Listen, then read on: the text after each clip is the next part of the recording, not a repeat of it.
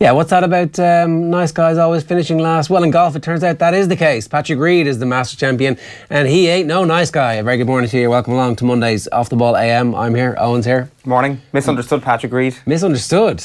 That's the way you're supposed to describe people who are a bit of a dick. That's what GMAC was like. He's just a bit misunderstood. It was like literally the most anodyne tweet I've ever read of all time. GMAC definitely probably wants to be hanging out at some point and doesn't want that moment of awkwardness in the gated community. It was like, when the truth is, he's an asshole. He is a complete asshole, but misunderstood is how we describe dickheads, as I say, in the year 2018.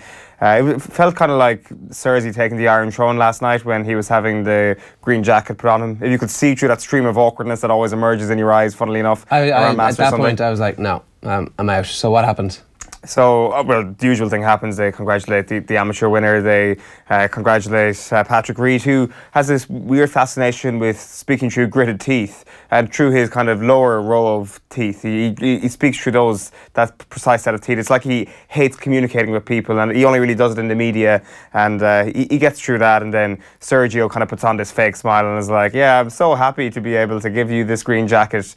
And then Reid puts it on and leaves out this audible exhalation, which kind of sums up, I guess, the pure levels of ambition that this guy has, because ultimately the fact that he's such an asshole manifests itself because he's got such a deep-rooted ambition, and we've seen that through the stuff he's done during his college career in particular. That's where it comes from. It's not right. It doesn't justify it, but that's where it comes from, and you could see that exhalation was so audible, so visible. I'm sorry, maybe he's just an asshole anyway. Maybe it's unconnected to his desire to be the best golfer in the world. There is completely that possibility, but I would certainly assume, the allegations of cheating come from a deep-rooted desire to be ambitious. Stealing money, now that maybe is just being an asshole rather than being an ambitious Allegedly, yeah. Allegedly, and a Rolex. Allegedly, yeah. It just happened to be resting in his hand, is all. That, and of course, that he popped up in Fancy Bears a couple of years back. Yeah, of course. Patrick Reid. Yeah, so I was just looking it up here. Other stimulant, Vyvanse. I don't know if that's what it is, but it's an ADHD medication, and he was allowed to take it every day for 4 years, from 2013 to 2017. It calms you down. Yeah. It allows you to be more focused. Which, as we could see yesterday... Not important in golf at all. You're not going to improve your golf score by having greater attention span and being more focused. Yeah, we didn't see that at all yesterday. It definitely wasn't just a battle of wits yesterday. No, it's a therapeutic use exemption, and we know that's exactly how life works. That's a good thing for sport. It's really important that people who, might otherwise not be as good at the sport are allowed to take these substances to make them better at their sport, to allow them to compete properly on an even playing field. That's the whole point of the TUE, right? But sure, we love TUEs. Drugs don't help your use of a 7-iron, Ger. They definitely don't, no. They can't make you more focused, like on the back nine of Master Sunday. Oh wait, that's exactly what they can do. And that's exactly why he won it. It does seem, though, when it comes to the galleries at, the patrons at Augusta, that... We're allowed to call them galleries, we're not rights holders. Well, I think BBC referred to it as the gallery yesterday. No, they were talking about the patrons, though. But, yeah, the patrons within the gallery. The gallery is a collective, like a gaggle of geese, a gallery of patrons. But it seemed that the patrons were kind of... We don't have to call them patrons. No, I'm going to keep calling them that because, it is a tradition like no other, and it's Masters Monday, which is the best Monday of the year. It seems that they hate him because of his brashness and his cockiness, rather than the things that you've outlined there. I'd say they recognise it. They look at that and they see a kindred spirit. Yeah, exactly. So it just seems that this guy, is a bit bold. He doesn't really exemplify what golf is all about, which is humility, which is being generous to your opponents. And he went to college in Augusta. Yeah. So even it's not. There wasn't the local boy done good narrative all week, which was it was over the weekend. I better do some reading about this Patrick Reid. Deadspin have an amazing piece about him, which is about 3,000 words, which details all of the allegations that are made about him from his college career. He has fallen out with his parents. His parents who live in Augusta. Like, what happened there? Did they move to Augusta and that's why he went to college there? Because they're from Texas, obviously. Well, so they did move to Augusta.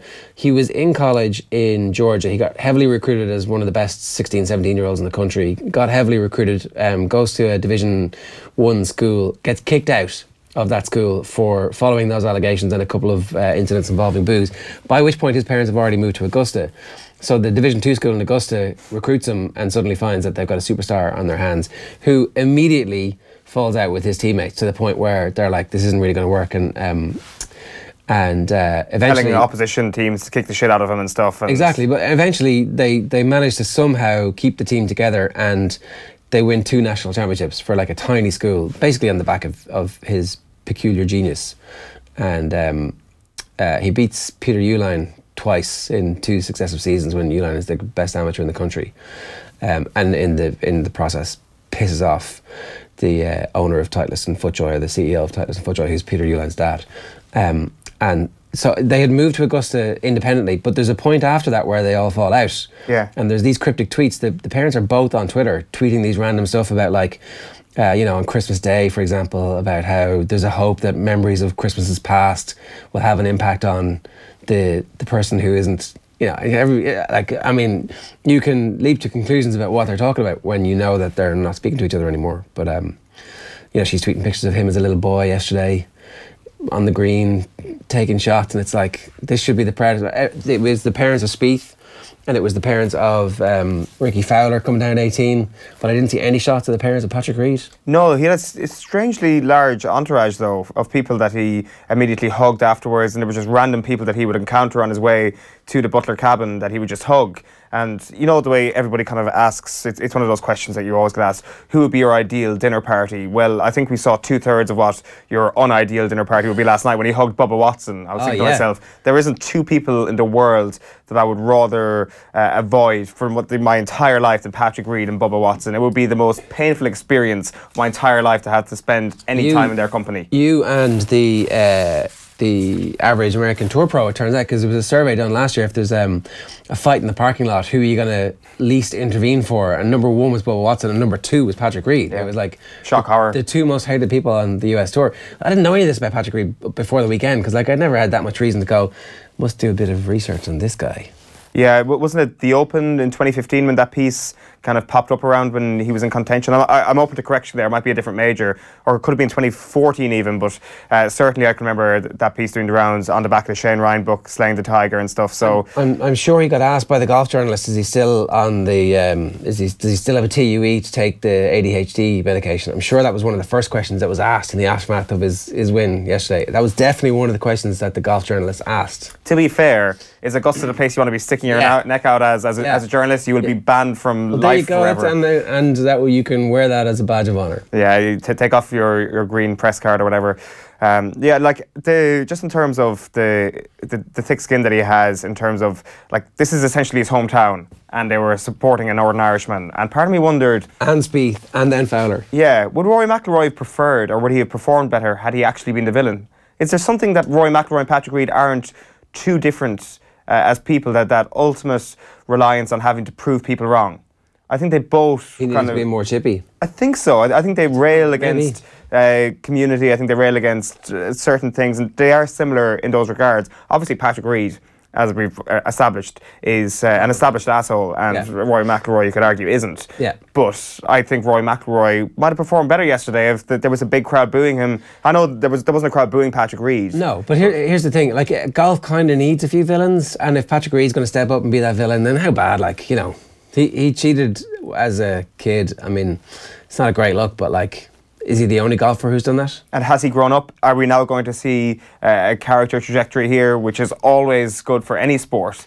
The redemption story of Patrick Reid. That will be the next step in... Same way Bubba has, for example. Well, yeah, of course. Bubba with his pink shoes yesterday, putting right into a bunker. I was so happy. Whenever anybody puts into a bunker, you're always like, oh God, my heart goes out to you. Except when it's Bubba Watson, I was like, I am so happy right now. So much pink there. So I'm watching my wife and she goes, oh, that pink, it must be Breast Cancer Awareness Week or something. So quick Google, it's like, no, Nike have just put a load of pink out there for everybody, and no extra money going to. It's just a chance to sell more golf shoes. Yeah, precisely. Like the only Reid obviously likes to wear red on a Sunday as well because he thinks he is the next Tiger Woods. But yesterday, obviously, Nike got in the way and said, "You guys are all wearing pink." Tiger didn't wear pink. No, he wore his red under his. He's the only Nike player not to wear pink? Well, you know, Tiger's Tiger. You know, red under the black sweater vest was the way he went, and you know, we might get into Tiger Woods a little bit later on as well. Ultimately, kind of a little bit of a disappointment of a week because we got ourselves hyped up to the point where he was going to win the Masters. But you know, he survived and played well and has that amazing swing speed, and you know, it's all perfectly natural. Coming up on today's show, we've got a very busy show for you. Obviously, a bit more golf. John Duggan did tip Patrick Reid right on this show last Thursday, so I hope you all piled in on that. I'm going to speak with Nathan a little bit later on as well. He was obviously doing the Man United game. No, sorry, he was doing the Liverpool-Everton game over the course of the weekend. We'll talk to him a bit about the Man United game as well. If anybody wants to get anything off their chest about that, we'll definitely talk about that too. For you, the newspapers, going to talk about the National Hurling League final. Another disappointing performance from Tipperary, but is it really as bad as the Tipperary fans think it is? Was there a bit of cute whoreness going on from the Tipp selectors? Are going to put that point to Shane Stapleton in a couple of minutes' time. And then, of course, Conor McGregor. What a great weekend Conor McGregor actually had. When you boil it down, all of a sudden, most of the world wants to see Khabib against Conor McGregor, and they're both going to get way more money than they would have got if he hadn't broken the window on the bus and had to spend 50 grand on bail and get a few pictures taken with some of his biggest fans amongst NYPD's finest. Time for the papers. OTB AM. In association with Air. Get Air Sport free with Air Broadband. We'll start with the Irish Times this morning, and they're leading with the Masters. Reid Masters, all the tough questions as McIlroy falters. There he is in his pink shirt, celebrating after saving par there in the last hole to win by one stroke against Ricky Fowler yesterday. Read it and weep reads the back of the Irish Daily Star this morning. McIlroy's Masters in ruins as Patrick wins green jacket. You've also got Cats Have Last Laugh on the back there. Huge win for Kilkenny yesterday against Tipperary in the Division 1 Hurling League final. Rory's chance blown reads the back of the Herald this morning. McIlroy slides as Reid proves master. While Salah's a big worry for Liverpool there. You've got Simon Peach's story saying that Liverpool boss Jurgen Klopp is quite worried that Salah will be missing for tomorrow night's second leg against Manchester City in the Champions League. While the back of the Irish Daily Mail this morning leads with Rory's agony. He falters as Reid is master. There is Patrick Reid putting on the green jacket. So they put on the green jacket twice. So I was watching the BBC. The coverage ended after doing it in the Butler cabin. But that picture there shows Patrick Reid getting the green jacket put on him outdoors. Yeah. So they do it again. He takes it off, and then Sergio has to go through the process once again, which I'm sure he was delighted with. One's for TV, one's for the public, is it? Must be, yeah. But the one on TV obviously happens in the cabin, which is... I think they almost get enthralled by the fact that this is such an awkward moment. That Jim Nance and the other guy are just sitting there and they're like, this is amazing. Look how awkward everybody is. I love this. I love how awkward this is. And everybody back home is just cringing. Jim Nance has one of the Augusta holes in his back garden. Really? Yeah. Whoa, that's pretty incredible. I presume it's a par 3. It is one of the par 3s, yeah. I didn't know that. That's some dedication to his craft. It's a lot of inside knowledge. It's like, I play this hole every morning. Nance, I didn't realise this, but he always presents the March Madness, and there's a ceremonial giving away of his tie at the end of that, and then he goes straight from that every year into the Masters. So it's a busy 2-month period. Not a bad week for him, really. Okay, so the Independent, yeah. In a league of his own, it's Brian Cody, full back page spread. Cody defies all sporting logic. Eamon Sweeney. Was it Eamon Sweeney? What did Eamon Sweeney have to say about Brian Cody earlier in the year? That he should go into a director of hurling role, that he needs to step away now. In fairness, you know, the hot take industry is a difficult one to survive in, particularly in a country like Ireland where you're one of the few people who are actually doing it, and then it's like, bollocks. They actually, you know. Some takes are just too hot for people. He could be right. Yeah, and the one about Mayo last year, of course. Yeah. What is it? Led by donkeys? Yeah, lions. Lions led by donkeys. Not horses. Horses led by donkeys. You're like, it's grand. It'd be just a weird kind of inversion of the pecking order there. Tipp not playing to strength, says Brendan Cummins. We'll talk a bit more about that with Shane Stapleton in a little while. And then old failings haunt McIlroy. And then there you go. The Empire Strikes Back. Great headline on that. Yeah, I mean, in fairness, what Brian Cody has done with this league is pretty sensational. Not 15-1. That's a pun on 15-1. Yeah, it's not bad. It's not quite top of the morning to you, but it's not bad. That's the 15 points. Just the 15 points for TJ Reid and Magnolia Wayne. Rory falters as Reid reigns. And then there's McGregor on the front of all of the newspapers about how he's being urged to manage his anger. Sort your anger, Conor, is the headline there, alongside a crime story. And Read it and weep. Patrick Reid, pretty in pink. We're only kitten form. Cody chuffed. Cat kitten. Kitten hitting. Now I get it. Thanks for pointing that out. A lot of football leads here as well. Guardiola says, I could be to blame for Dip.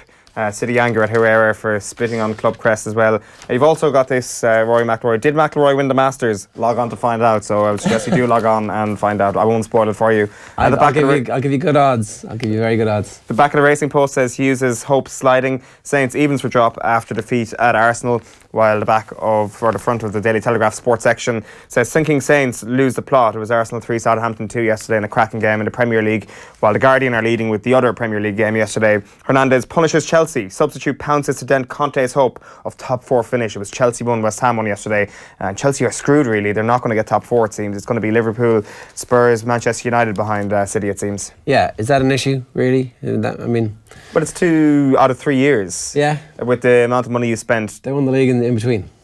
Do you take I'll win the league, not qualify for Europe, I'll win the league, not qualify for Europe? Do you take that as a club? guess if you're Roman Abramovich you do, because ultimately you're not there to make a profit. This is a hobby for you. Obviously you want to qualify for the Champions League because you want the soft power that comes with the Champions League. You want that publicity. So that it's disaster for him on that end. But I would say you would take 1 Premier League if you had to sacrifice 2 Champions League misses. Yeah. All right, anything else? The spitting on the crest thing, it's like, is he not just having a good old and it just happens to be on the crest? I think so. That's what I thought. And then it suddenly kind of blows up into something... really, is the crest suddenly that important that we give a shit about the piece of carpet? Is it? Well, it signifies, obviously, the crest. It's just but like... Does nothing matter anymore in terms of, No, it's all bollocks. Symbolism is dead. Yeah, and rightly so. Well, obviously there are certain elements of symbolism which are bad, but most of a football crest. All of it. A football crest, come on. On the ground. I mean, you put it on the ground. I'm going to walk on it. Yeah. Am I showing my disrespect by walking? Am I supposed to, it's lava, I have to walk around to hop on? What? Like, come on. There's a difference between walking on something and spitting on something. But there isn't, really. It's like, you spit on the ground. Footballers spit and they do their nose thing, the Brian McClare. Like one is a very deliberate action and it is very high on the disrespect scale. Walking isn't very high on the disrespect scale. It's something you do to get from A to B. It's all nonsense. I think Man City should worry about some other stuff that happened over the course of the weekend. Right, let's move on. We have something else for you right now, this second. I'm going to tell you exactly what it is. It's TJ Reid, yeah. So TJ Reid, just the 15 points, 30 points scored in his last 2 games. A phenomenal performance from him. Finally hit his first wide 72 minutes into the match. Here he is in the aftermath of another league title, won at Nolan Park against Tipp, speaking with Oisin. It's been a long year so far. A lot of talk about Kilkenny hurling. People are writing us off the start of the year now. We have the league final, great celebrations after the game. Kids on the pitch, supporters on the pitch, and that's a massive confidence boost for ourselves going forward, and massive confidence boost for all the young lads, because like the Mossy Keown that never experienced the league final before, and like Paddy Deegan as well. So they can only grow on confidence and belief after today. You mentioned there that you were questioned on the outside. Did you yourselves, maybe at the end of last year, question yourselves on what you needed to do? Or was it just a case that so many of the experienced guys were gone, it was always going to take time and the young lads just had to get up to the level? It took a little bit of time, but we've seen today and we've seen maybe in the last couple of games that they are doing it. Yeah, maybe so. Look, we every year we give it 100%. Yeah, maybe last year we mightn't have been quite ready, but look, we can't dwell on last year. You can only focus on yourself and focus on what you're doing right for yourself and for the team. Start of the year wasn't great, but look, we truth about it. We lost to Cork with 3 points, lost to Clare 3 points, missing 6-7 players as well, and still competing very well. And still today, going forward into Championship, we still have Richie Hogan to come back, Colin Finlay to come back, Paul Murphy to come back, Conor Folkley will be a lot fitter as well. So, but look, they're not guaranteed a place either. They have to work for it as well. I'm sure Brian is not going to hand them a jersey when they come back. But look, that's great for us, seeing those boys come back, and we can't wait for Championship. Yeah, we'll talk to Shane Stapleton a little bit later on. John Duggan is here. How you doing? Ger, Owen, good morning. Celebrating? Aye, look, it wasn't a bad evening. When did you... Folks, we showed this to you on Thursday, if you remember, folks. I was sick. Go on. We showed you this bet. We told you what the bet was. Now, Rory was the headline tip. Remind me about the bet. €20 on Rory at 11s, 5 each way on Russell Henley, 5 each way on Patrick Cantlay, and 5 each way on Patrick Reid. Nice. At 50 to 1. 50 to 1. So 50 quid, folks, we told you here, turned into 310 quid. Wow. So that's not too bad. That's pretty bloody... 50 to 1? Yeah. Why was he such an outsider? I didn't realise he was that much of He'd an never outsider. broken 70 at Augusta before. And people may be factoring course form into it. And he'd never really... Well, he'd won top 10 in the major, which was last August at the PGA. But why did you think... What in the build-up made you think? Well, I thought that... Well, this is a very good player, a marquee player. He's been in 2 Ryder Cups. He's been starring for the United States in Ryder Cups. Of course, they called him Captain America in that brilliant singles match at Rory at Hazeltine. He's won 5 times the PGA Tour. He's only 27 and age is definitely on his side. He's a young player and he's just got a lot of natural talent. And I like the way he hits the ball right to left. I think he's an extremely good putter, and I think that was borne out over the last 4 days. So just because, I remember Vijay Singh years ago didn't have great Masters form and then he came and won it. So just because a player takes a few years to get used to something, I think one of these, the Augusta is one of these courses you need a bit of experience around. You mentioned the Ryder Cup there. It seems that Patrick Reid played yesterday like it was singles Sunday at the Ryder Cup. It seemed like he was completely aware of everything Ricky Fowler and Jordan Spieth were doing. He was judging by the roars, and he mentioned the fact that you could hear a roar coming from the 18s when they were on 17, and he knew that it was Ricky Fowler, not a John Ram roar. He talks about being one up at that point, just approaching it, playing it completely like match play, which essentially I guess you have to do sometimes when you've got that sort of lead going down the home straight on Augusta. Well, there was no hoopering and hollering. There was no fist pumping or playing to the gallery, and it's much more genteel at Augusta, and it's obviously a different type of format. But his as was Ian Dowie would say, his bounce back ability was exceptional.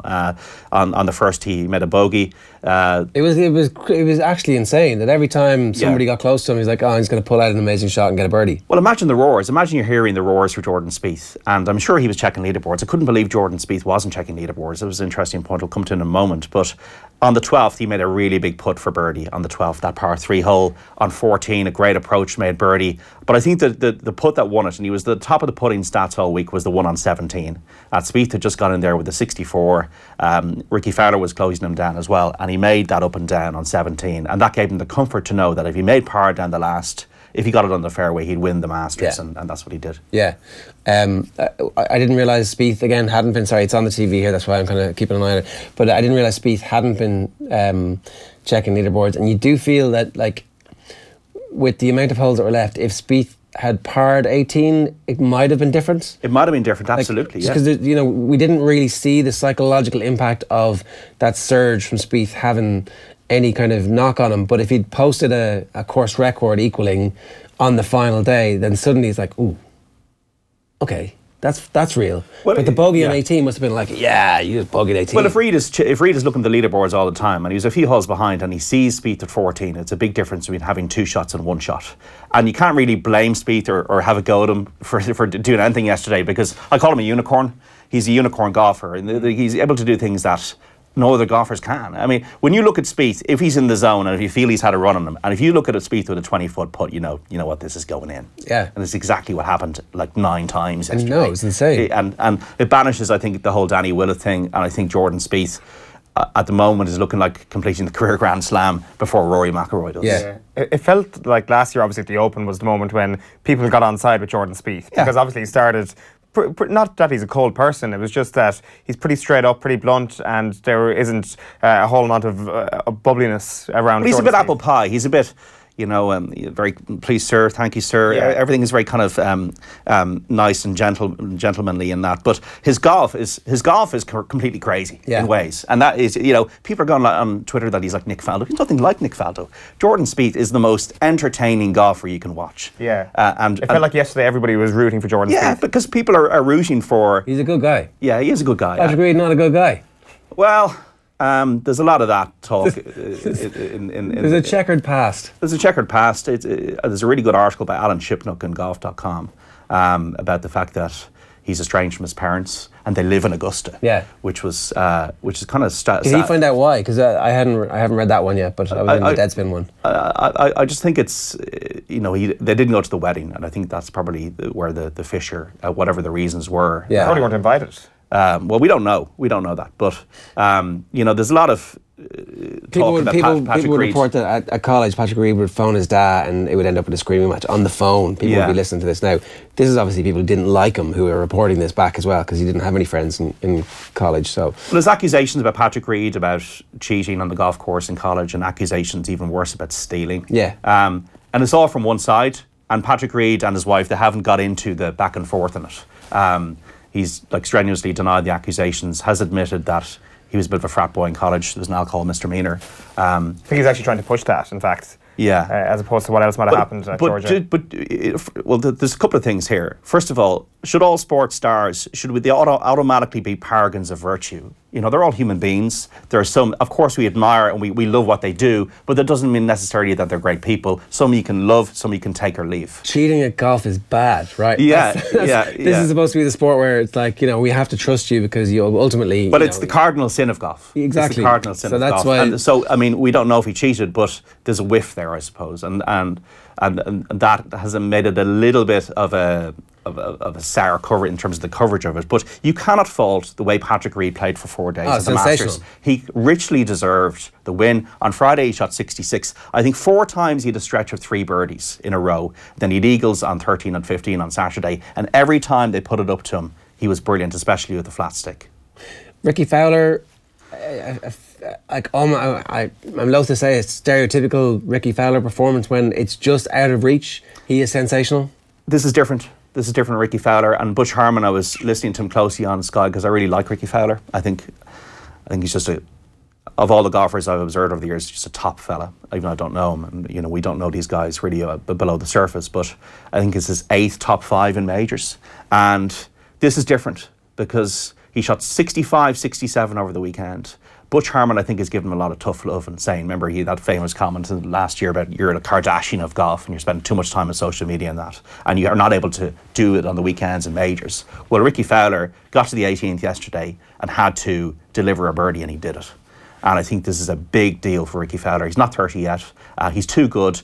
I watched him very closely Thursday and Friday. I don't think he played very well, but he played very well the weekend, and his putting was sublime. And also Ricky Fowler can play any course. He loves playing in the wind. He loves playing links golf, and I think the major is just around the corner. And that's what concerns me for Rory McIlroy, because you're looking at all the last 4 majors have been 27 years or younger. Koepka, Reid, Spieth, and who the other one? Justin Thomas. All-American as well. An All-American. And the talk of the career Grand Slam and that, and Rory now is, and John Ram, of course, yesterday, who's this absolute monster, who he'd love in a barroom brawl with you. You just go. We didn't. Somebody, Tommy was pointing out the pictures of. He was shaking hands with Ricky Fowler, and he's like twice the size of him. Now he might have been on a slope, but now they're there on the green. They're looking. It's like Eoin and Ty Furlong. Look, John Ram is he's a beast. 137 to 4th in the year, and if it wasn't for the 75 in the opening day, I think he was 14 under par for the last 3 rounds. His irons were just incredible, and he has that brute strength, and he is very, very mercurial. You really feel like the clubs are going to go into the lake. They nearly did at one point. So just to go back to Rory briefly, I was concerned that he was never going to be relevant again coming towards the end of last season. Pardon me. And even at periods at the start of this year. I think it's okay. It's like the putting let him down and everything else was fine. So if his putter gets hot the way it was 3 weeks ago, then you do have a feeling like this guy can win again. And it's just making sure that his putting gets good, because that his irons and his approaches, the 5-6 missed putts in the first 9 holes yesterday. He hit just 8 greens in regulation, so there's definitely other parts of his game that aren't up to scratch at the moment as well. Well, at the first 3 days he was brilliant, and he didn't miss anything. And he's 65 on Saturday. He only hit 8 greens yesterday. I found it strange that he was doing that talk on Saturday night, putting up to Patrick Reid about the pressure's on him, and he's never won a major before, and that struck me that the career Grand Slam was more in his head that he was letting on.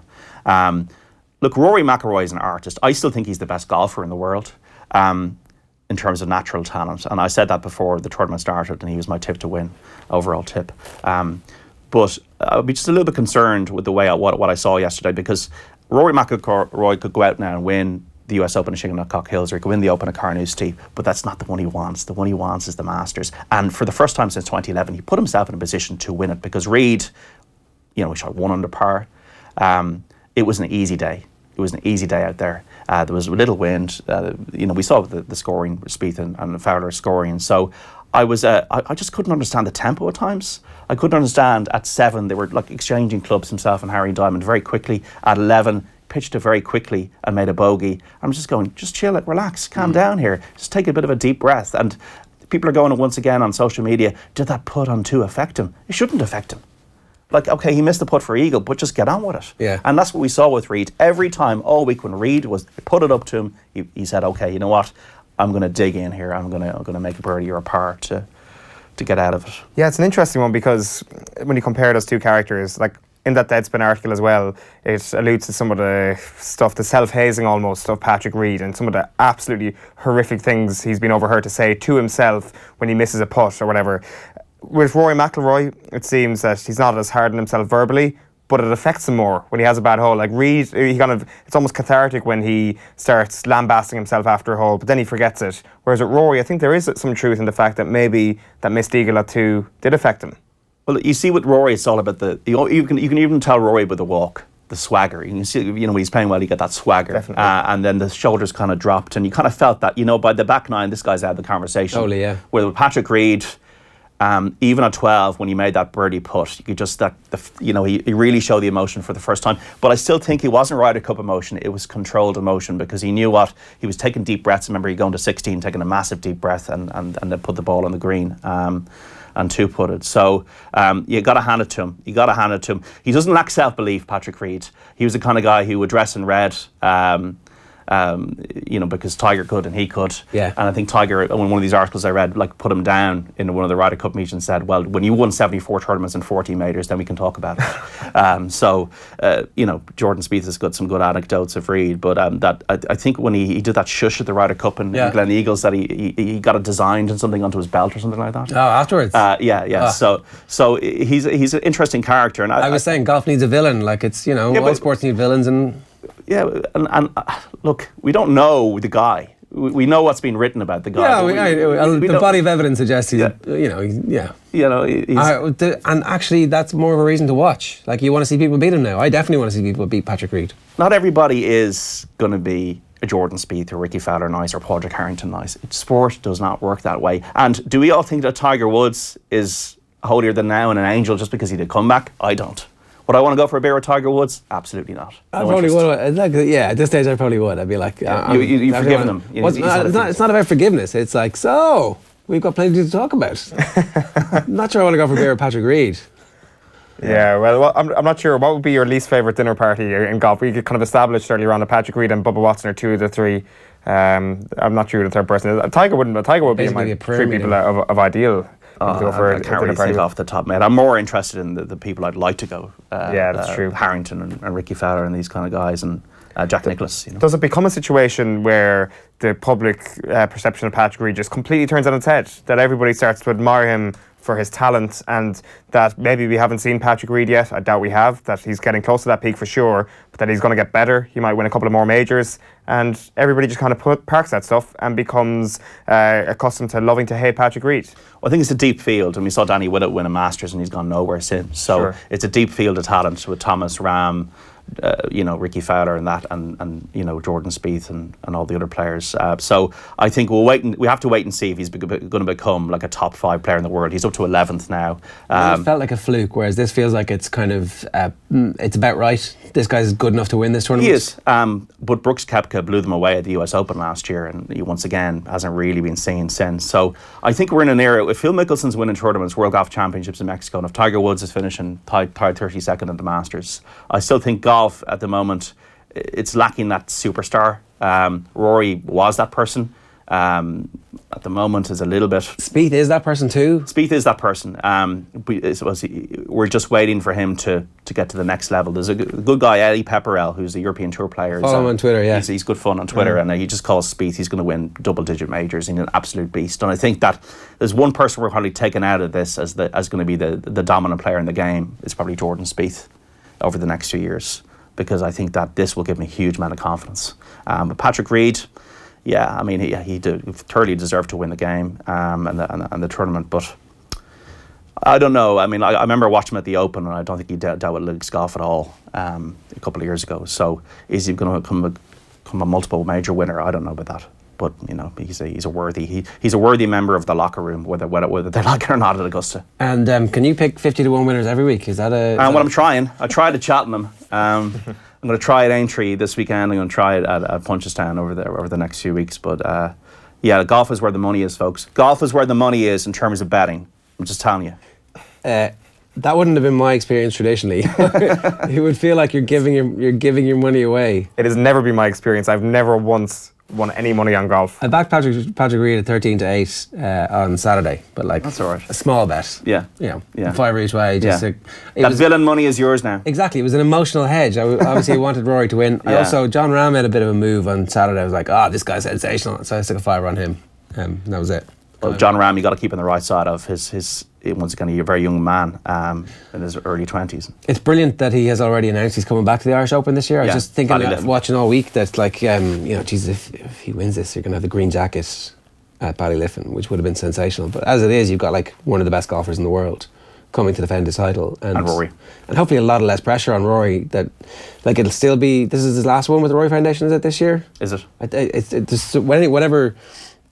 At some point soon, it's going to be Harrington hosting it, and it's going to be McGinley hosting it. So I don't know if this is the last Rory one, but you would feel like at least it's kind of this is back up and running now. I can hand it over and just go and actually play. Well, people go.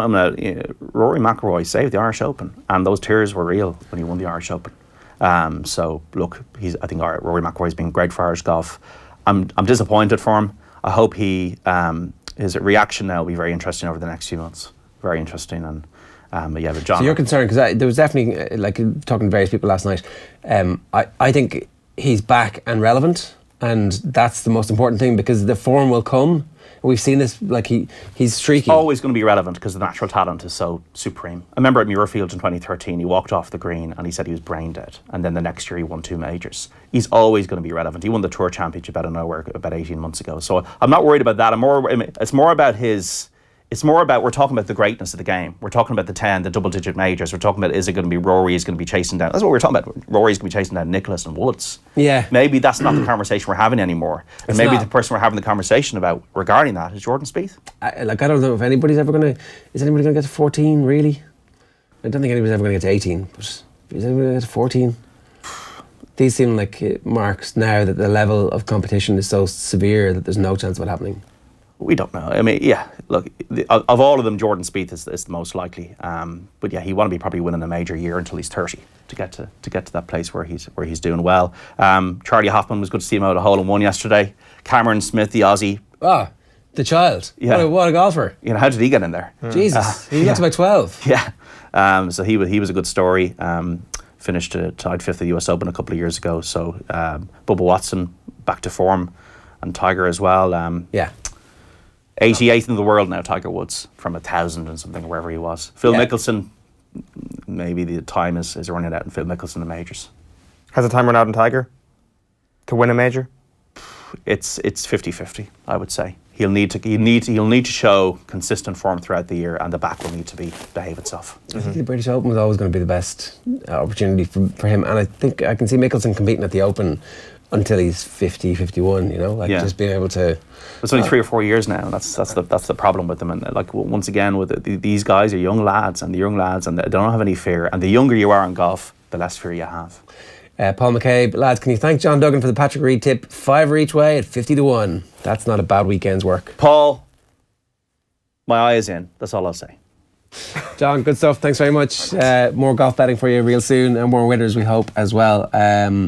Going to talk with Nathan a little bit later on too about his tips, which weren't Patrick Reid at 50-1, and also about the weekend's football. That's coming up after 9. Obviously a double for Kilkenny down in Nolan Park. Here's Padraig Walsh speaking to Oisin Langan on the pitch after the final whistle. Yeah, we're absolutely delighted. It's a few years since we won the league, so to get back here today now is just absolutely brilliant. We're delighted. And talk to me about the style you did it. I mean, you used strength, you won your own ball, you did all the things that Kilkenny are known for doing over the years. Yeah, look, it was a very close game. We did 2 points down at half time, so we knew we had a lot to do to come out in the second half. Wally there got a great goal, and it really drove us on for the second half, so we're delighted. How much did you need this win? Sure, everyone, when you're in a final, like, everyone wants to win it, you know, that's what you do. When you go out to play a match, you want to win it. So everyone, when you go out to start the league, that's what you want to be here lifting that cup. So we're just delighted we got there today. It was looking ropey at one stage of the league. You'd lost a couple of games, but you pulled it back. We did, yeah, but we knew going into league, like, it's very close. All the teams are very close. Everyone's taking points off each other, you know. So we knew, even though after the 2 losses there wasn't much in it, we knew if we turned things around, we'd have a great chance, you know. You look strong out there. You all look like you could win your own ball and use your own ball. Is that something that's developed over the last year or two? Because there was a lot of young lads came in, a lot of inexperienced players replacing more experienced players, so it was always maybe going to take time to develop that. Yeah, look, we had a lot of fresh face there this year, and they're really after driving things on. They're great lads coming through there, and they're all great ball winners. All right. There's a pretty abrupt end to that one. Park Walsh talking about the great ball winners. Oisin obviously straight in there, full time, no time to take off your helmet, no time to celebrate with your teammates. No, we're doing an interview with your helmet on. Yeah, that's the sort of conversation we just cut out at the start of it, where Padraig Walsh is like, "Can I take off my helmet? I'm suffocating." And Oisin's like, "No, you leave it on and you answer my questions." Michael Ryan obviously didn't wear a helmet. Here he is, Tipp manager, speaking with Oisin. Here with Tipperary manager Michael Ryan. Michael, is a fair summation of that game. Tipp good in the first half, but not so much in the second half. Yeah, I'd even query that.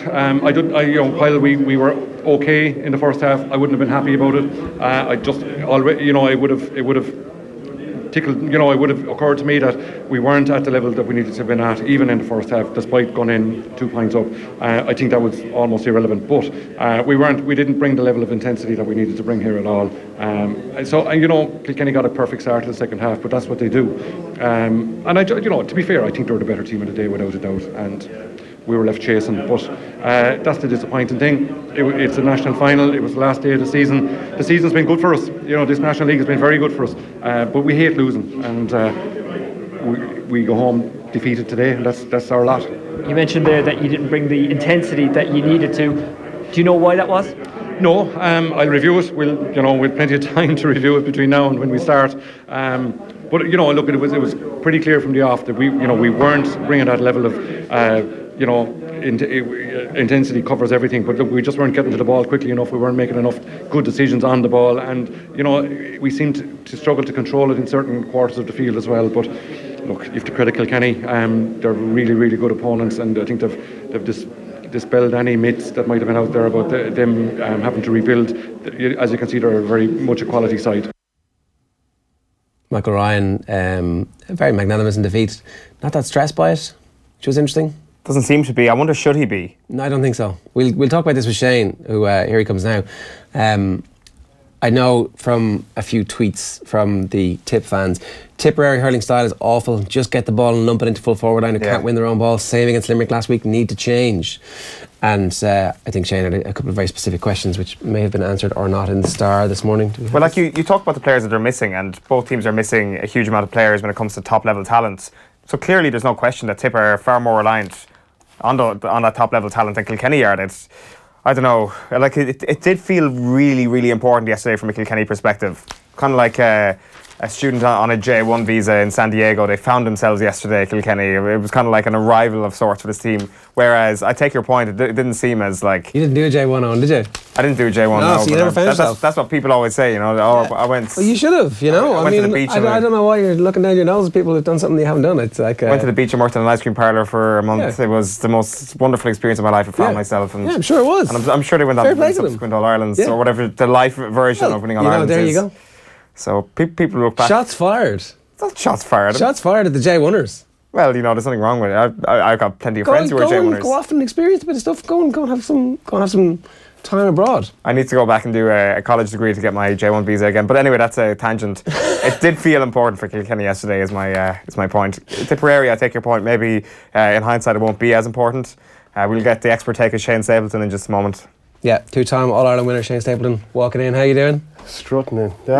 Stayed up late and watched the golf and slept through your alarm. I did, yeah. After seeing TJ Reid go to town, then Patrick Reid goes to town. Yeah, there you go. Yeah, the Reid brothers. You've used your good stuff straight away. What's that? You've used your good stuff straight away. To make sure I didn't forget it. Yeah, that was the main point there. Are you a bit out of breath, son? I'm a little bit out of breath. I trotted in. I didn't sleep great. Nothing to do with the golf or the hurling or anything like that. Just didn't sleep great. But God, Tipp were woeful yesterday, weren't they? I don't know. I think that we just showed the Michael Ryan speaking with Oisin afterwards, and he seems very calm and quite relaxed. You were down at the game? Yeah. Doing press? Yeah.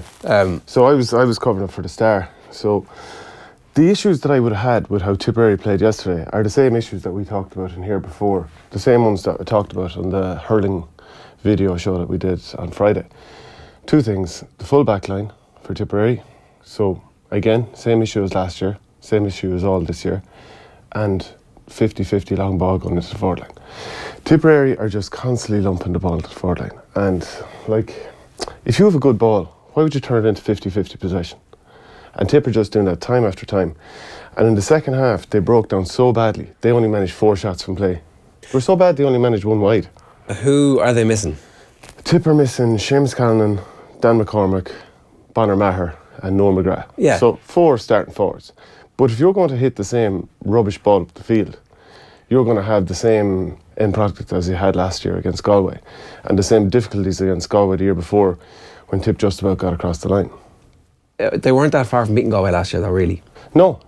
So you just imagine if they played with variety in their play. But last year was a disaster because you get beaten in an All-Ireland semi-final when you're defending the All-Ireland title, and it's a difficult thing to do. We just know that's what happens. And to me, it seemed so. Ronan Maher was sensational last week in midfield, and it was almost to me as if they were like, okay, so we know he can do that now, and we're going to unveil that properly come the big matches in the championship. Let's just mess around and see what else we have here. Let's see how he would do so they put him man marking TJ, did they? Yeah. Yeah, well, it didn't work. First point was that Ronan Maher played half of that game against Limerick in midfield and half at wing back, and he probably played his better stuff wing back. So I think that's one of the big problems. Okay, Michael Ryan was looking for versatility in this team so that they wouldn't be as predictable. So he's tried Cathal Barrett midfield, hasn't worked at all. Michael Breen corner forward, hasn't worked. Well, like he's got some scores at times, but it just doesn't look like in the summer when the ball is flying around the place like it was yesterday, coming collecting those low balls, it just doesn't suit him. He's a full-back now, and I could see him anywhere in the half-back line as well. Tipp have a huge problem at full-back, and I think he's the answer. And we've talked about that before. Do you think Michael Breen's the answer? Yeah. And I've been saying this for 2 years. A couple of years ago at the under-21s, he was full-back and sensational. Like, Tipp have produced 2 probably brilliant full-backs from underage in the last 10 years. Number 1 is Padraig Maher, and number 2 is Michael Breen. Now, if you look at Galway and Kilkenny, what have they done with full-back? They've put arguably their best defender there. James Barry has had some great games for Tipperary. It's just not going for him at the moment, whether it's form or whatever. So what's the problem with the full-back? Well, number 1... How did it manifest itself yesterday? Well, simple case that James Barry was dragged around the place. So at times Tipp were left with a 2-man full back line of Alan Flynn and Michael Cahill, which are 2 relatively small guys. Alan Flynn had a great game, Michael Cahill did okay. But James Barry's confidence is all over the place. Like as I said, he's been a great servant, had some great games, but the confidence just isn't there. And he's been targeted by other teams. And you saw the way Wally Walsh caught a ball over him and steamed in for a goal. I mean, it's been an issue there for the last while. Now, how I feel sorry for James Barry is that the team aren't protecting him or the full back line at all.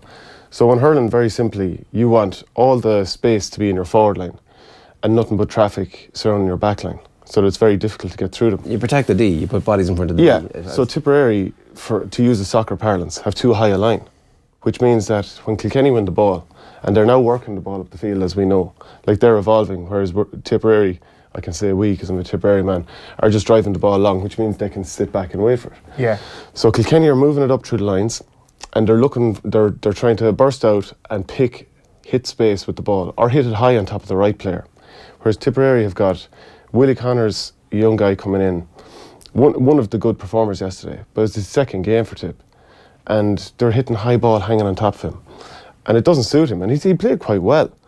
But if you're Willie Connors, you want low ball, you want it hitting grass in front of you, turn your man, go at him. Like Paddy Deegan had a great game cornerback, but his dream would have been, can Kilkenny or can Tipperary hit high ball with snow on it on top of me constantly? And they did exactly what Kilkenny would want. And this is history repeating every year. Once you add Noel McGrath into the team suddenly, and Bonner, and you have Padraig Maher at right wing back, where does the other Maher end up? What's your half back line and who's in midfield? What would I do? Yeah. Well, what will they end up doing though? Well, the last year or so has shown that they don't change that much, and maybe he'll just keep it what he has. I mean, obviously there are those players to come in. So, right, just to look at the forward line. If you bring those 4 players back in, so you've got no, like John McGrath is always going to start. We know that. Where though? Because Christy O'Connor was saying today that he's one of the great goal scorers at the moment. He was playing the half forward line yesterday a good bit. Yeah. I was in and out, so he set up the goal when he was inside. And so just keep him inside. He's Tipp's probably most intelligent player and could go down as Tipp's best ever player. Maybe you bring him out and you play him in the half forward line. Oh yeah, I don't see a massive issue, and guys swap in and out the whole time. You need versatility. Well, so if you bring Callanan back, then you do have somebody who can win his own ball, and you've got a 2-man full forward line of the most prolific scorer across the league, and Callanan is your full forward line with the 2 McGraths, Bonner and somebody else. Dan McCormick, for example. With Bubbles on the bench or whatever. Like, that's an unbelievable forward line that can do the lump the ball in if you need to. No, they can't. Why not? Because they've shown time after time that they can't. But if Callanan's playing, why can't you? Because Callanan plays his best stuff when the ball is hit into him in space. He can turn and go at his man, or he can turn and arc and throw the ball over the bar. Like, he scored the 13 points in the All-Ireland final in 2016, 9 from play, when Tipp pulled out and did Kilkenny to Kilkenny, dragged out the field left space, pop it into him. You're not going to stop him. And that's the same management team now. So they know how to do this. So I can't understand why this is happening or why they continue. Now, and I put this direct question to Michael Ryan yesterday. I said, why is there no variety? Why is it just long ball after long ball after long ball? And he's like, we said before, we're not the finished article. We did want more variety in our play. So, like, very simply, just to go back to the whole thing about having space at one, you don't want space in your backs and you do want space in your forwards. For Tipperary to create that, like, if a half-back or a midfielder gets the ball, you got to have your half-forward line coming short looking for it, because that drags out the half-back line. They can't just let their man go and get it. And you've got to have runners coming through to break the lines. But if you draw out the half-back line at Kilkenny, you then have more time or more space to pop the ball into in front of Jason Ford, in front of Willie Connors and in front of Michael Breen. So, and that's the problem for Tipperary. They need to introduce that variety. That's certainly not what they wanted yesterday. Michael Ryan said as much. That is not how they expected to play. And they treated the ball like an alien object. Did you notice how often Tipp were dropping the ball? I think for a finish they were completely psyched out. If you threw Padraig Walsh in as full back for Tipp, would he struggle in a similar manner? It doesn't matter what the sort of player is, it's a systemic failure basically. I think he's got, Padraig Walsh has incredible pace. You know that point he scored against Cork in the league earlier this year where he just burned 90 yards and threw it over the bar. I think Padraig Walsh is a bit of an exception. Now, Jason Ford had a very good game on him actually, but I think Padraig Walsh is brilliant in the air and he's really quick around the ground. When Padraig Maher went full back, it completely shorted up. I think that was pretty evident to most people. Yesterday? Yeah, because Padraig Maher is pretty much, even though people might realise it, he's pretty much the fastest player on the Tipperary panel. And, I mean, evidently he's the strongest as well. So, can I just make the case, though, that, like, I understand that it's important to shore up the defence and to give everybody confidence by having a good fullback, but can't you do that through scheme? Can't you, like, you know, by having an extra body back there or whatever? What you're doing in sacrificing one of your best hurlers is giving this massive surge of confidence to the opposition. It's like, okay, well, every time he gets the ball, he's going to lay it off or lump it. And actually, if he had ball in the half-back line or in midfield, he could do significant damage to us. Is there not an opportunity cost with having, by all means, have your best athlete there, but also having one of your best hurlers there is a bit of a waste? But sure, that's precisely what Kilkenny have done with Padraig Walsh and precisely what Galway have done with Daithí Burke. Fair enough, but you don't have to ape what they're doing, because otherwise it's a copycat league. Did we not do a full piece here about the importance of fullback being athletically the most demanding position about 3 or 4 weeks ago? Athletically, yes, but like, put a good athlete there. You don't have to have somebody. My point is that there should be somebody who is as athletic as Mar, who you don't then sacrifice out the field, who you then don't have in midfield or you don't have in the half-back line. Well, Michael Breen and Padraig Maher are the two options that I would see. I mean, I'm not the manager of the Tipperary team and I don't have to deal with all the issues Michael Ryan has to deal with. I'm sure it's a tough job and all that kind of stuff. You don't want to go down too hard on people from your own area. But they are late. Yeah, I know. But those are the two options that I would see. And I know Michael Ryan has been pushed from Billy to Jack in different positions since he arrived on the team a couple of years ago. He's played midfield, half-forward line and now the full forward line. And I can see the benefit. You know, Michael Ryan clearly wants to pick a forward line that can win their own ball. That's why Bill McCarthy's in centre forward and I thought he did quite well for the first half. That's why Breen is in there, the perception of winning your own ball. But you need to be very tight in possession to play in that inside line, especially under the pressure that Kilkenny are going to put you under. And make no mistake, Tipperary should have been winning that game and winning it well. Like Tipperary, hurler for hurler. And Kilkenny have a lot of the guys to come back too. So I wouldn't be saying, oh, Tipp of all these lads to come back. Kilkenny have Paul Murphy, 4 All-Stars in a row. Richie Hogan, 2014 Hurler of the Year. Colin Fennelly, All-Star, who consistently hurts Tipperary. I don't know if you're underrating this Kilkenny team a bit by saying that Tipp should be winning that and winning it well.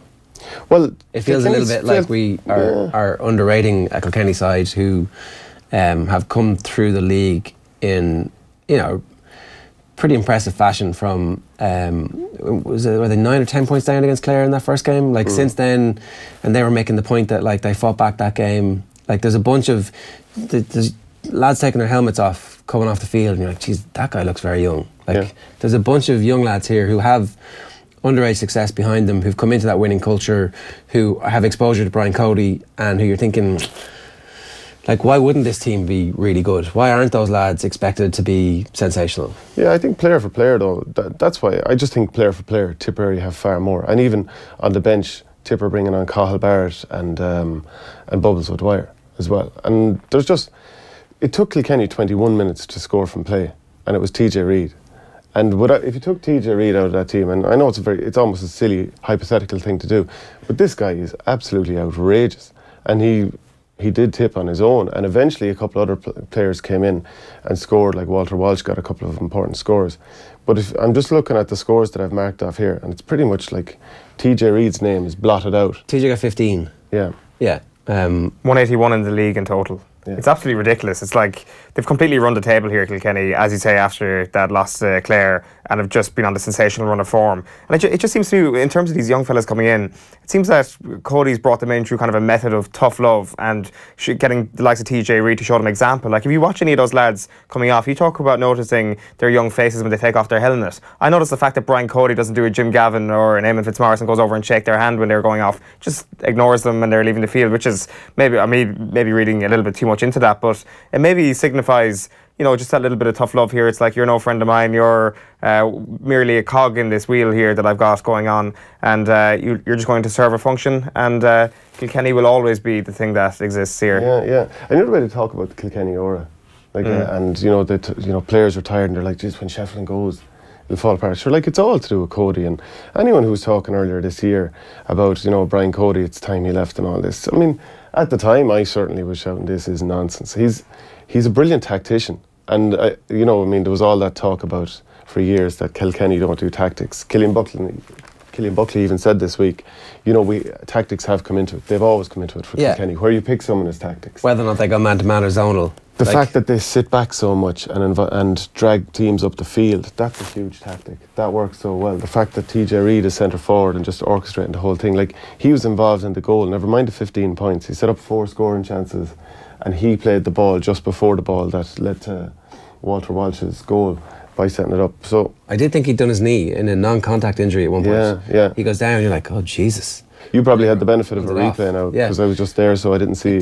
So I saw somebody on Twitter saying he got a bang of a hurl, but actually on the replay he couldn't see any bang. It was just like a turn, and then like he's holding his knee, and suddenly the whole season looks completely different. Gets up, runs it off. Probably diagnosed today as a partial tear. Yeah, it could be. I mean, Kilkenny lads have played All-Ireland finals without Cruciates before, John Tennyson and Henry Shefflin. Yeah, it didn't work out for Henry as much as it did for John Tennyson, but... I mean, I'd just love to see Tipperary just pick the right players in the right positions, and... Don't they have to experiment, though? Like, we're facing into the most chaotic period of championship matches that any hurling organisation is ever going to have, right? Because of the new system. And so what they needed to do with this league campaign was get a bunch of people up to the requisite level of fitness and experience and expertise to be able to go, at various stages we're going to face things where we need to put you full back and we need to put you full forward. We need to play you as a 2-man midfield partnership, and this is how it's going to work. And they're trialling that in the league. Like, talking to Dalo a couple of years ago about league matches, you'd go 20 minutes with one game plan, you'd switch it regardless of the score to another game plan because you wanted to see exactly how that was working with various players in various positions. You have to assume that a Tipperary management team who've been around this senior group for the best part of a decade understand exactly how to get the best out of their resources. That's the question here that you don't think they do. Well, I just think at the when it's a league final and there's silverware there, especially against Kilkenny, Tipperary are going to need to try and go out to win it. Also, it's the last game that they have before championship, so you think this is the time that the team is going to be settled. Bar maybe one or two in that Kilkenny team. Jerry Aylward was injured, another all-star that was missing for them. You'd imagine that's going to be pretty much the team, unless they can parachute in those couple of star players. You know, like the two guys away on army duty are back very late. Richie Hogan's where does Paul Murphy get in the team now? Ahead of Joey Holden, I'd imagine, because that's been his position for years. And like I said, the 4 all-stars in a row there, I'd imagine he would go in there. For Tipp, you just, like, Cathal Barrett's probably on form, when he's on form, is the best cornerback in the game. So I'd be putting him back into the cornerback line as well. I'd just basically try and pick a team that's a bit more coherent. Yeah, isn't Cathal Barrett, like, isn't there okay, we've had our issues, and it's going to take you a little bit of time to win our confidence back, and we're going to make you prove yourself, and so that's what this period is about. But come the second or third championship match, when actually you do really need your team, you don't need your team to be finalised for the first championship game, do you? Because, like, ultimately, most teams change and evolve over the course of the year. Players come in and out of form. But if this is my first 15 and everybody else can go shite, like, there's no point in that.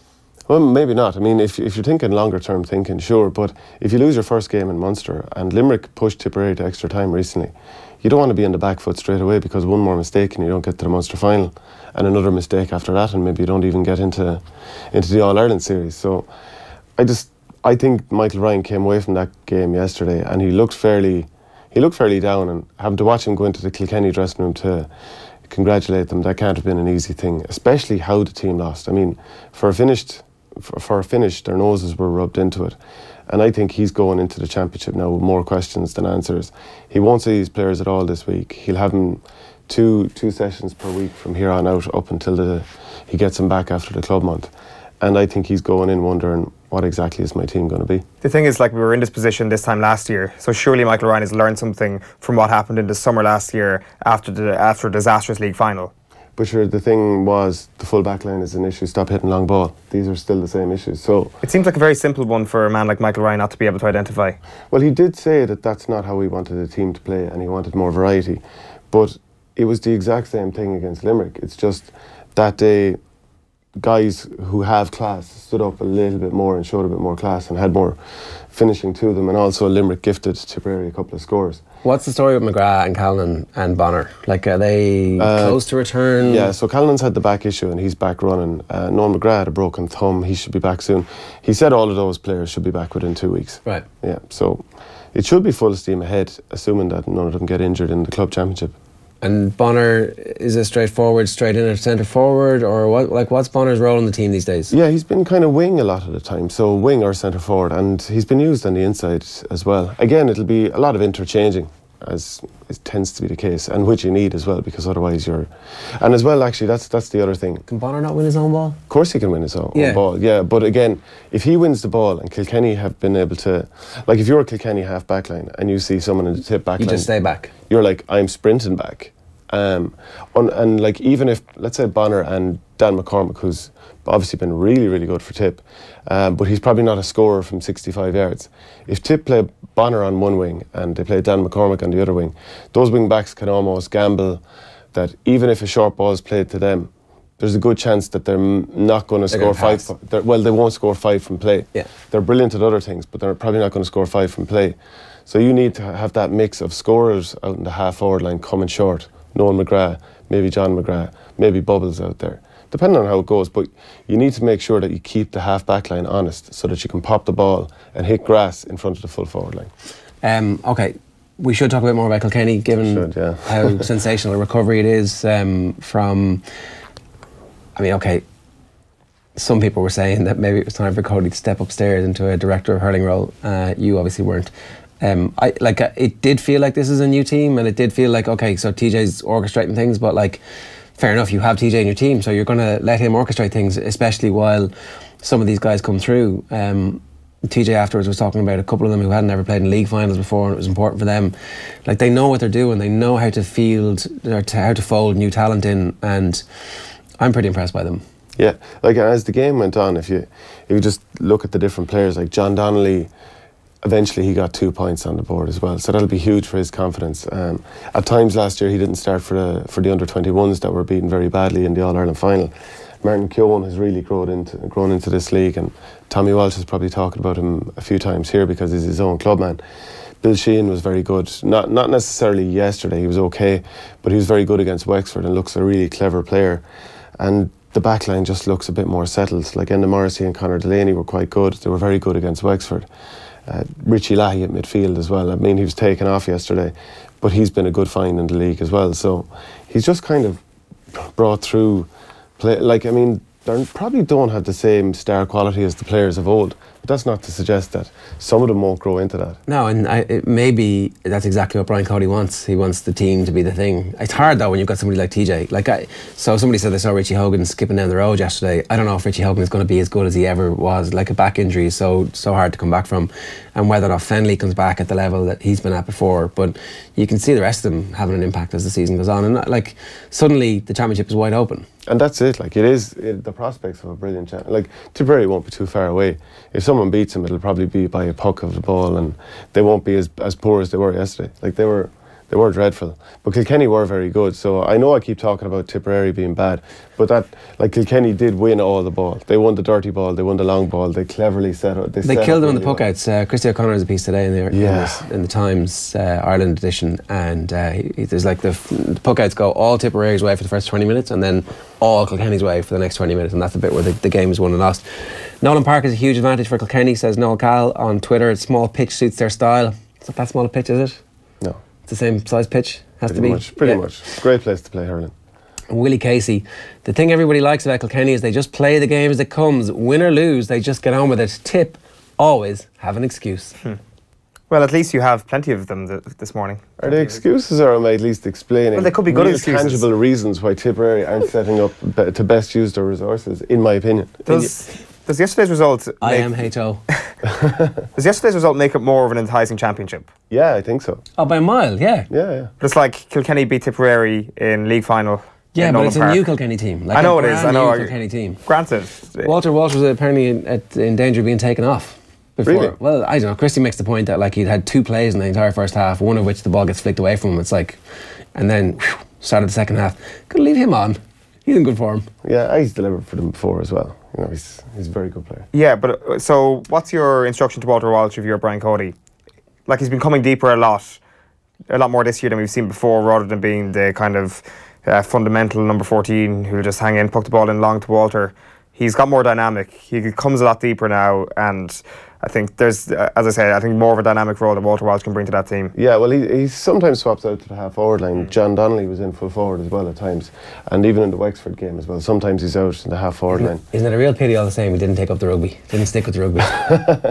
Yeah, I'd say he's devastated, all right. But like at times there was Martin Keown, TJ Reid and Walter Walsh at the half forward line. Ball winners the whole way across. Yeah, they're not bad. Yeah, they're going to be good. They draw out far out the field. Huge space to hit the... How many good teams aren't going to make it to the All-Ireland series? Well, there's 2 coming, yeah. That's it. It's 6 make it, so there's 8 good teams. 6 make it, top 3 in each, right? 6 out of 10 get through, and then there's the Joe McDonough finalists as well. So you're going to lose a couple of heavy hitters from both Munster and Leinster. Yeah. But more so in Munster, obviously. As in Kilkenny have more room to experiment in Championship as well. Yeah, well, you'd imagine, based on current form and based on the last couple of years, that Dublin and Offaly won't get through Leinster. Yeah. So, but Kilkenny, Wexford and Galway will. Yeah. And so there's only 3 teams coming out of there? Yeah, and then the Joe McDonough finalists will meet the third place teams. Okay. And 3 teams from Munster coming through. So somebody goes definitely coming through. Tipp, Waterford, Clare. I mean, you know the Munster teams. So Limerick and Cork. Yeah. 2 of those 5 are coming through. Yeah. All right. Gotta go. Thanks for that. Good man. Thank you. And Downey's Kilkenny held off a second half Cork comeback yesterday to win their 3rd league title in a row by a point. Here's Ashling Thompson from Cork and the winning captain Shelley Farrell with Usheen after the game. No, I just think obviously with our first half display it was totally off the mark and it was quite embarrassing, to be honest, but I think we just left them too far ahead into the game, and you know, there was too much to fight for, I suppose, coming back into the second half. But then again, coming away with a point within the teams, I think asked a lot of questions about both squads, you know, not just ourselves. So we're fairly happy with the way we fought back in the second half, but our first half display was just something that we'll really have to work on. But then again, it's all learning too. We have a few new players on the panel as well, so this is an extremely new experience to them, and you know, it's frustrating. It's extremely frustrating, you know, coming off the back of an All-Ireland title, and fair play to Kilkenny as well. You know, you could see they were really up for the game. The first 20 minutes they were all over us, so learning going ahead. Well, here in the tunnel in Nolan Park with Shelley Farrell of Kilkenny. Shelley, congratulations on winning the Littlewoods Camogie League final. How does it feel to win it yet again? It's brilliant now. We weren't really thinking about the 3 in a row, but it's only now kind of sinks in that we've won the 3. So it's brilliant to have the opportunity, and brilliant to be able to play here before the hurling final. There was a great crowd for the match. We thought it'd be only maybe the last 10-20 minutes, but there was a brilliant crowd in from the start, so it's unbelievable atmosphere here in Kilkenny. Would a fair summation of the game be Kilkenny excellent in the first half, not so good in the second half, but just about hung on? Yeah, we were lucky to do it in the end, but just shows they could still bet us in the end, and we really held on to the lead at the end. They came back from we had a great lead. I think it was 8 or 9 points up in the first half. We just came out all guns blaring in the first half. So we know it's early, it's in the league, and we still have loads of fitness to do. So if we can produce that for 20 minutes in the first half, it'll be brilliant come summertime when we're fit and everyone is ready to go. So hopefully we'll be able to put in a full team performance for a full match. Yeah, big win for Kilkenny yesterday. No love lost between those two teams, so it'll be interesting to see what happens when they come up in the summer. Now, here we go. 5 UFC takeaways. Joseph Conroy is here. You can see them. McGregor trend, pissed off fighters, the money fight. Dana, climb down, ? And Khabib will fight. Khabib will fight is definitely something that is we now know to be true. Although there was a moment where I was like, this fight might not happen. And then it was like, yeah, no, I'm definitely going to fight. Yeah, it definitely was. And the fact that he's kind of taken on 5 opponents in the last week and still fought, he seems to be pretty resilient, pretty game. So yeah, it will be interesting, and especially kind of as a style matchup, it's kind of made for him. We've got an elite wrestler against an elite striker, so it'd be an interesting one. And I think you're assuming that the fight with Conor McGregor is going to get made. Well, who knows? We can only speculate at this point. If that fight was going to get made, it will be an interesting style matchup, and I'm sure one that Khabib will be happy to take on. We'll get to the bottom of exactly what happened over the rest of the weekend, but Khabib did fight and did win. He fought a guy from Brooklyn who was his 5th opponent over the course of the week. It went the full 5 rounds? Went the full 5 rounds, looked pretty dominant, kind of dominating him without destroying him. Tried to do some more striking, which is kind of something that people have latched onto. He looked pretty sluggish with that striking, kind of trying to box more. Like I said, raised as a wrestler. So yeah, definitely dominant win, but still holes there that I'm sure McGregor fans will be looking at if this fight was to come together. Here he is reflecting on the whole saga after his win on Saturday night. I'm inside the bus. Security don't let me go out. A lot of people inside, you know, like crazy. And he understand too. It's gonna be like a little bit hard to fight with me when we have a lot of people here, you know, security, media, camera. Like, why you need this? You wanna show up like something, like you can do something with your slap team, you know? If you wanna do something, send me location, send me where, what time. I'm gonna come. I do this all my life, you know. I'm from Dagestan, you know. Do you think he had any intention to actually fight you on Thursday? Hey, real gangster. Tonight is Yaquinta. You know, this guy real gangster from Brooklyn. This guy take fight, you know, he fight like man. Hey, if you wanna fight with me, let me know. Inside the cage, outside the cage, you know, anytime, anywhere. With this chicken, hey, he have to stop eat burgers, like Burger King, and come back fight here. When you fight here? Last 3 months I fight twice. I am the UFC lightweight champion right now. And I told you guys before, I'm gonna make him humble. Now, I'm gonna change this game. Wow. There does seem like, okay, so obviously last week there was suspicion around this whole facade and thinking to themselves, right, this thing is all created. This is like WWE, which is clearly bullshit. That's not the case at all. And it's kind of gone beyond that to this point where Khabib talks there and, like, I don't know how much like integrity he's really got, but he seems like really in true belief of what he's saying there. Like, that isn't kind of big hype man talk wanting to sell this fight. What he's saying there, he means. Yeah, it's interesting because say Tony Ferguson, who was the first of his 5 opponents last week, he said, Tony, get back in the line, join the queue. Not a big draw, not a guy that's going to make you a lot of money. obviously, and as well, he's been talking a lot about legacy, building legacy, becoming legendary. So fighting someone like Conor, if he's sort of saying he's the meat, he's the Burger King, he's the chicken, that kind of feeds into his own narrative as well. But yeah, definitely was bizarre. I think I remember in like one of the SmackDown WWF video games, there was like a back scene area where you could fight. That was like the image. Yeah, the image of that area was like, yeah, it's just, I don't know, what a surreal week. Yeah, so I don't think you think it was fixed? I don't think it was fixed, but it is straight out of WWE. But just, we've kind of gotten to this weird sort of B-movie blurred lines where it's kind of, it's like, oh, we kind of showed up for a conversation, but then stuff kind of got a bit weird. And yeah, so that's what happened, right? That's like, yeah, everything is filmed and everything, but people forgot their lines. It got a bit too violent.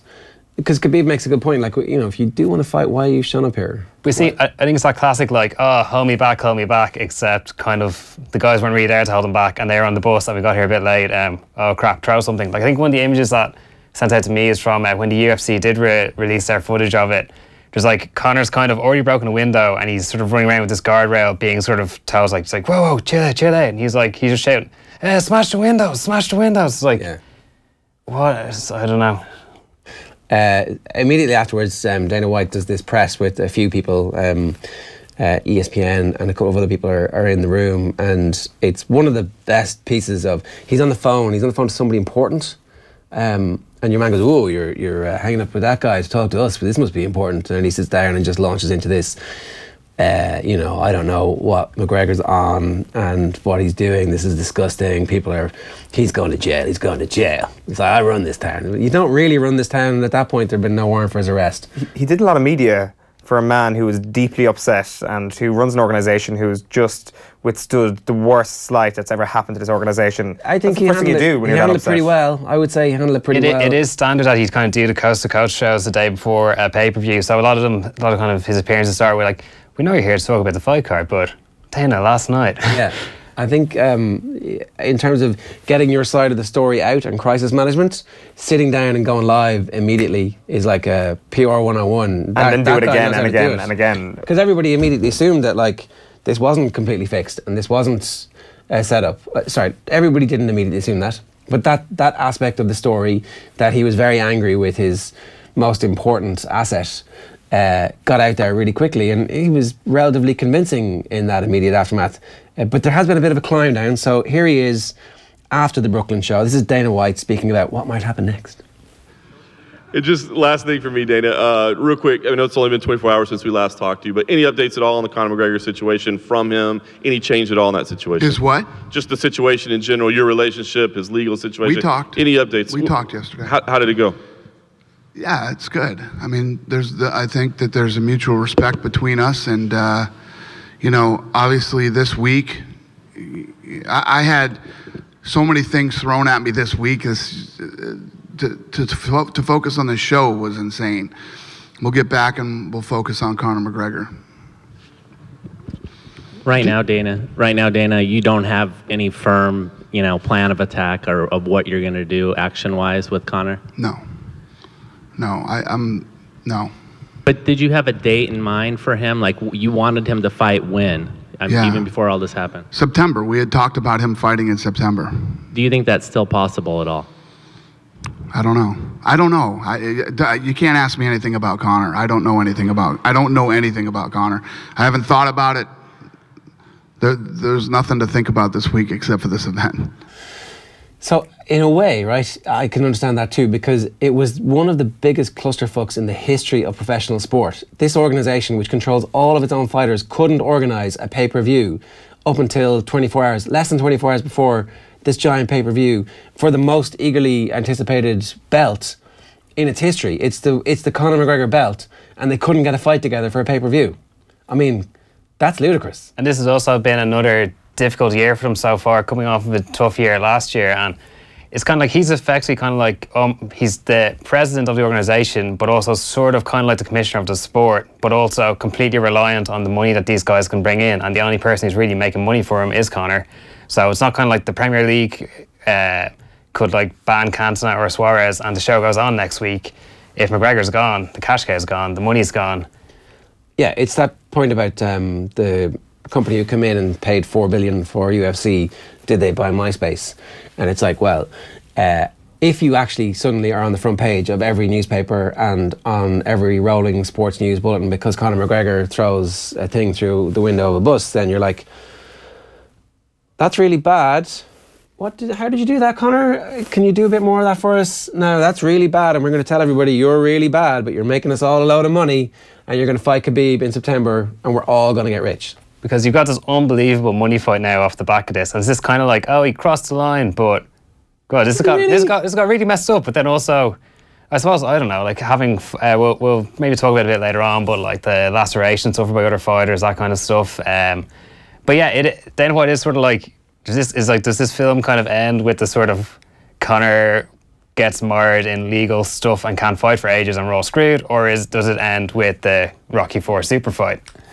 I think, I'm not sure, we've got to play another video, but just before that, I think it ends in a manner where kind of Mayweather versus McGregor ended, where they go on a press tour and it becomes a Khabib versus Conor press tour with Dana White in the middle, because he's suddenly not inserted himself in the story, he's found himself in the middle of the story and he's looking around thinking, I'm in dreamland right here. This is amazing. This is a 3-way press tour before the fight of all fights this September. This fight is definitely going to happen this September. There is no question that Dana White will not let this happen unless the court case goes against Conor McGregor, of course, in June. It's the John Kavanagh Drago Rocky IV reference. So he's calling out Drago, he's calling out Khabib. So obviously thinking that maybe there is a fight coming, not a sort of I better keep my head down. He was on ban from the Brooklyn arena. He was on the don't let these people in. Yeah. I think he was in Budapest at the time. Yeah, it didn't make any sense. So McGregor fans, though, what do they think about their heroes? Whatever it was, whatever that was that happened at Brooklyn. Shenanigans. Shenanigans. That's exactly it. What do they think of his shenanigans? Here they are outside the police station in Brooklyn, where he's being held. Okay, buddy.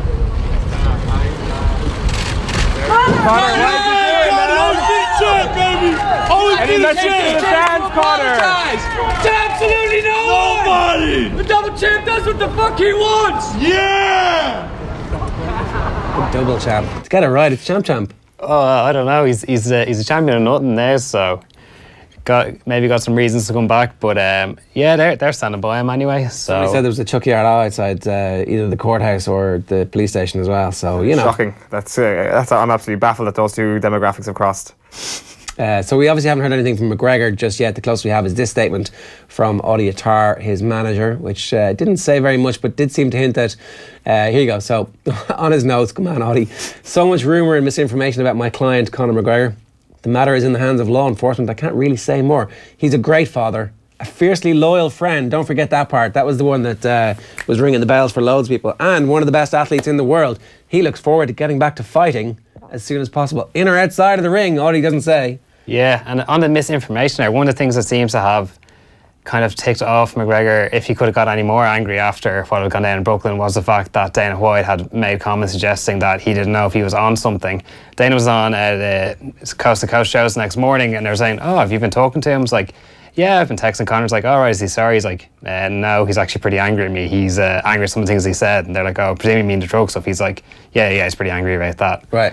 So, and did he say sorry for that on the Coast to Coast shows, Dana White, or did he say that I shouldn't have said that sort of stuff, or what was it like? He didn't say like, oh, like this is a crazy thing. It seems to be kind of a bit of recognition that like maybe that's something that he doesn't want to be thrown around. Also, possibly not in his, given that we've covered the vested interest he has in all this, maybe something that he wants, not something that he wants to be thrown around. Yeah, it seems as if Dana White backed off really quickly from the he's going to be sued within an inch of his life to yeah, it's good.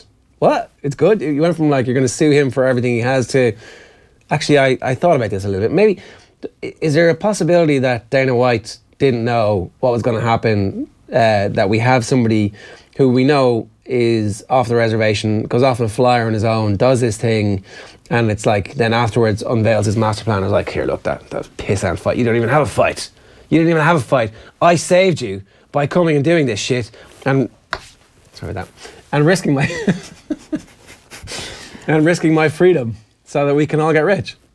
Is there a possibility that this is all concocted in the brain of just Dana White shutting down a phone at him? He's like, shh, it's all right. It's all part of the plan. Yeah, like there is definitely an element of that where, like, clearly where we're at now, this was not how it was supposed to end. Well, did you have any interest in the Khabib McGregor fight, really, up until this point? Yes, yes. I think most people did, to be fair. Like, I don't know. You were set up with the fact that was a fight that we all wanted to see. It was like the biggest fight, but at the same time, it wasn't like... Khabib? Yeah, like, who cares? Now it's a whole different thing. I think this is like gone from... I think this has gone from people who are into their UFC, this suddenly has crossover / ka-ching appeal, and that's the whole point. It was really interesting after the kind of the last, like, people thought that the monster can throwing incident was crazy, but it's actually a bit. I was catching up on the Notorious documentary the other week, and there's a bit kind of when he's in the bus afterwards, sits down with John Kavanagh, and everyone's a bit like, Conor, you all right there? He's like, yeah, the illusion of madness is over. He's kind of going a bit Hamlet on it, so like maybe this is kind of the same playbook, just this is kind of like version 2.0. So maybe the illusion of madness is over now, and he's gonna put in some hard yards, go train in the snow or something. He looked pretty fit though. He did look like he wasn't a million miles away from being ready to fight. But he's in training. Yeah, it looks in shape. He's been posting on across the social media accounts his training. So pissed off fighters, obviously there's collateral damage in all this. A bunch of people who ended up getting injured and couldn't fight, and the cards getting pulled, and Artem Lobov's opponent obviously didn't get to fight. Niall McGrath, severe MMA, and of course off the ball, has been talking to Ashling Evan Smith, who did fight and win at UFC 223. I'm a female, and there were females on the bus, but regardless of gender, the thing that really gets me very, very upset is the Mike Kisea, I was say his name wrong, and the Ray Borg thing, where these fighters were injured to the point where, number one, their paydays were taken away. They didn't get to fight. They had to cut all the weight for no fucking reason. That's the biggest thing. Man, woman, it doesn't matter. I know Rose got emotionally affected, and Carolina was on the bus too. But when you physically hurt a fighter, dear Lord, like, that is just so fucked up. So I think fuck that guy, Conor McGregor, for doing that. That's the worst. If you startle somebody, okay, big fucking deal. We're a bunch of fighters. Like, that's, we're tough. But at the end of the day, like, he injured people. He hurt people. He took paydays away. He took dreams away, cutting weight. Families flying out here to see them. People paying money, Some people don't have that money, but they want to see their son, their nephew, their whatever, their boyfriend fight so bad that they scrape that money up and they come out. And that's what ticks me the fuck off. And I can't believe that happened. So I'm disgusted by it. I think he's a very selfish individual, just to say the least, and I hope he pays for it. I don't know if that means fine. What does that mean? That's not for me to say. I'm not the UFC and I'm not the law. I love the sport, and I am a fighter myself, so it's so hard for me to say banned. But at least if these guys are getting 4-year bans for whatever the hell they're eating, this tainted meat or whatever the hell it is, at least give this motherfucker a 4-year ban. Like, at the same time, I'm sure he'll go and do some boxing and do whatever the fuck he can because he's Conor McGregor, but at least a 4-year ban for the shenanigans that he pulled, so at least he can think twice, because like you said, Bellator, now UFC, the motherfucker thinks he's invincible. Oh, what happened in Bellator? That was the one in Dublin when he hopped into hopped into the cage. Remember that? Yeah, Jesus, I can't keep up with my Conor McGregor shenanigans. So that was Ashling Evan Smith, pretty eloquent. Should have warned you about the F-bombs there in case you had any kids in the car. But anyway, so also Irish Joe Duffy, who, not to talk to Joe Duffy, but the Joe Duffy fighter who has beaten Conor McGregor in the past. Niall McGrath was also talking to him about the bus attack, and he was pretty strong too. Have a listen.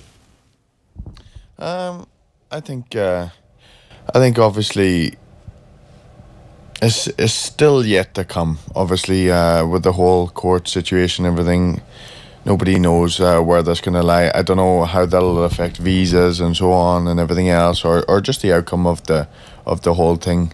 It's kind of nice to be getting away from it now, and just obviously the fights are done, and obviously the concentration being on the results and the fights themselves. For the incident itself, obviously it's not a good look for the sport, especially I think back home in Ireland. Obviously there's been a lot of battles, with the government, with a lot of the mainstream accepting the sport. How much do you think it's going to be? Do you think this will be a further damaging element to the sport? I think it might be, actually. Obviously with the difficulties we had, obviously this puts a bad spotlight on the sport. So touch wood, it doesn't set us back too far, and obviously they just see it as a separate incident and something that was, you know, very out of the nature of the general MMA community. It always seems to be Conor involved in these incidents, though. It's a worrying trend. I think it's more worrying that it is kind of escalating from the bottles and the cans with the Diaz thing to the thing in Bellator with the refs and Mark Goddard and so on, and then obviously the escalation with this. So I think that's the worrying trend. But at the same time, maybe this could be the thing that just says, right, I need to get my head down. I need to sort myself out and just concentrate in the fight, and then, you know, get away from all the madness. Like, well, now the madness is the thing that makes him rich. That's it. Like, yeah. So we're all obviously, you know, part of the feeding frenzy around this, but it's hard not to be. That's it. Like, and it is. It's just like kind of this film that's like playing out in front of us, and it's sort of, yeah, it's this kind of, we obviously have this trend of behaviour going on, and there's kind of been this theory that, like, after the Mayweather fight, it's kind of like, what can kind of motivate Conor to get out of bed? What's the next sort of mountain to climb? Now he's lost his 2 belts. You know, he's got this fight, which would have been a big fight, is now a massive fight if the Khabib fight does come together. It has to, right? Like, it's now reached the point where people will pay for it. Unless there's some pesky, like, legal issues, or, like Duffy mentioned there, possible visa implications, or... Have it in Russia, you know, like UFC want a big fight in Russia, have it in Russia, you get paid extra money off books to have it in Russia, suddenly, you know. The only thing is, has Conor McGregor screwed up his victimisation complex that maybe he wanted going into this fight? You know, maybe his plan all along was that I will be seen as the guy who was wrongly stripped of 2 titles. I was the champ. Now I'm the nothing. I've got nothing around my waist right now. These people are going to feel sorry for me. Wait, here's a hand truck, let me throw it at a bus. Oh no, I've lost all public sympathy, and therefore affects his own arc. Like, after he lost to Diaz, there was natural sympathy for Conor McGregor. People saw a humble side to Conor McGregor, and they couldn't wait for the comeback fight. They couldn't wait for revenge for Conor McGregor. Now has he just lost that sympathy, and that angle that he wanted on this fight has just diminished? Of course there's people out there who's like, he's the most loyal friend ever and I need him in my friend circle, who will always stand by him. But I mean, to you and I, a bit like, I'll admit, I felt a little bit of happiness when McGregor came back and got his win after losing to Diaz, for sure. Yeah, there's going to be the I've been stripped my 2 belts narrative. There's going to be the I'm loyal to my camp, blah, blah, blah narrative. There's also could be a potential issue if he does get, you know, sued to the extent that Dana White is suggesting that he is going to get sued for this. There could also be a new financial impetus to, you know, get the 4 ounce gloves on. So and get you back just in pay there. all the fighters their lost fees, and you say, look, I'll make sure you're on my next card, and everybody goes, okay. Right? And it's like $1.5 million, whatever. Is that crossing? Yeah, is that kind of cross? If they decide, right, we don't want to take as much legal action as or be as hard on them legally as we could be, and we're not going to suspend them, and we're going to make this massive fight, is possibly Madison Square Garden in November. Yeah, I mean, so what? Who loses in that? Apart from, like, society and all of us for watching. But we're all losing right now by talking about it. Yeah, but ultimately they don't see any of that, and they don't give a shit about that. Yeah, so, and everyone's going to watch. So yeah. Remember, New York only legalized UFC about a wet week ago, right? Yeah, this stuff wasn't legal, and I bet you a bunch of people are saying why. New York Daily News. Dana White says Conor McGregor incident isn't so bad, claiming there's a lot worse that goes on in all the other sports. Classic whataboutery. I wonder, is there a chance here that Dana White goes full Vince McMahon and becomes fully partisan in favour of Khabib and goes to Conor McGregor, right, I'm suing you $1.5 million. If you lose the fight, you pay me $1.5 million. If you win the fight, I pay you $3 million. Doubles or quit. Doubles or quit. 150/300 is more like 50 and 30. Whatever it is. Put a gold suitcase above the octagon. You've got to knock Khabib out and then climb the ladder and grab the gold suitcase. And all the actual cash is in there. Yeah, exactly. I mean, you may as well sign Ronda Rousey back up for a comeback fight on the same night. Apparently she was amazing at WrestleMania. It was WrestleMania, was it? Yeah, she won. That's all I know.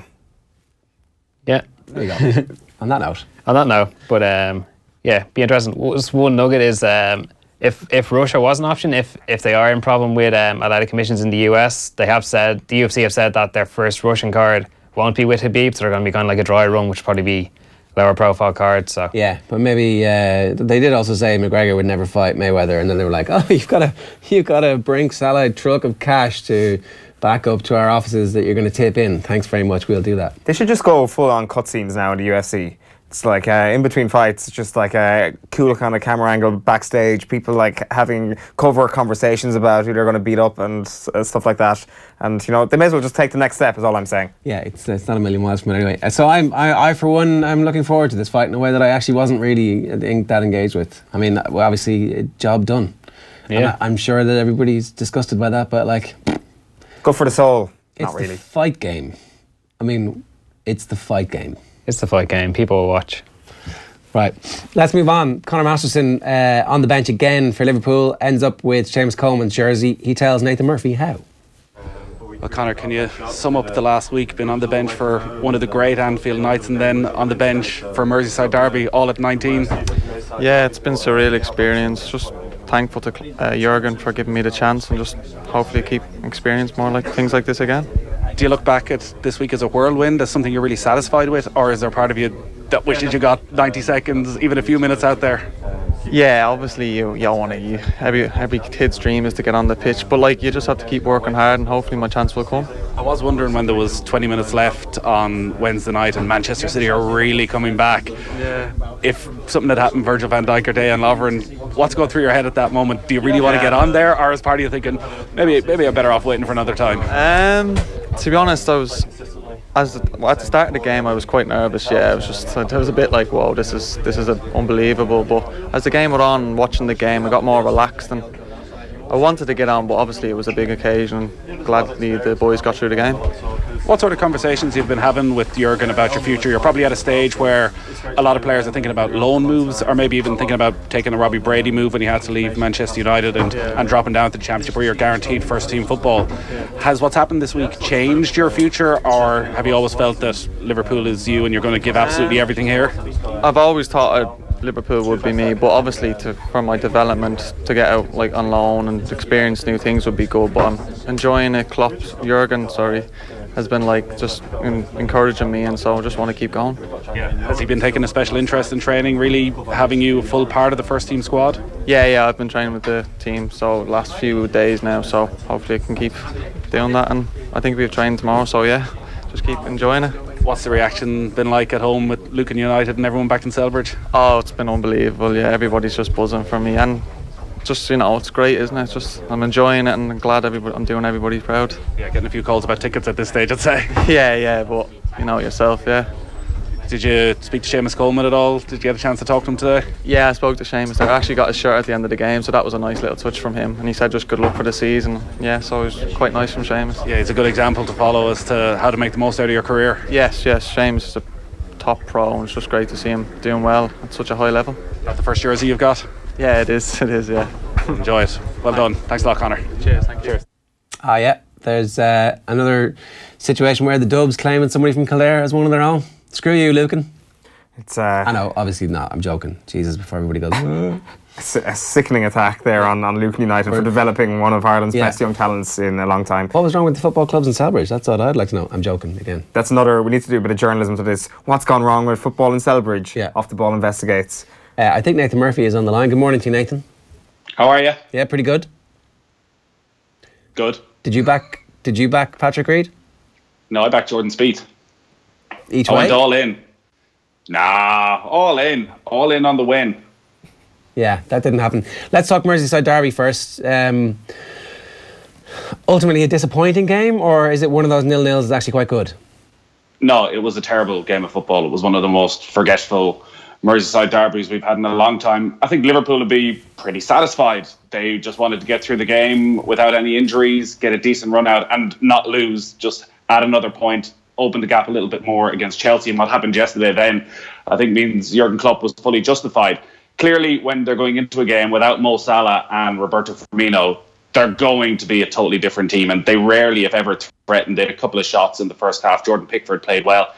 Dominic Solanke still hasn't scored for Liverpool. I think it's 18 games now without scoring, and he had a couple of great chances. He looked rusty. Danny Ings looked rusty, which is not surprising considering it was his first start in 2.5 years. Really, you were looking at Everton thinking they've nothing to play for. Their remaining 6 games are all against teams in the bottom half. This was their season. You would have expected to come out with a little bit of fight to go and really set the tempo for a Merseyside derby. And it never happened. They were shocking. In fact, it wasn't really after the last 10 minutes. It was Seamus Coleman and Danny Ings had a little bit of a coming together, and there was a bit of pushing and shoving. And it was only really from there that Everton seemed to go on. And, well, they should have won the game in the end. Calvert-Lewin missed a brilliant chance. Coleman nearly tapped in from close range. But, yeah, it was a very, very average game.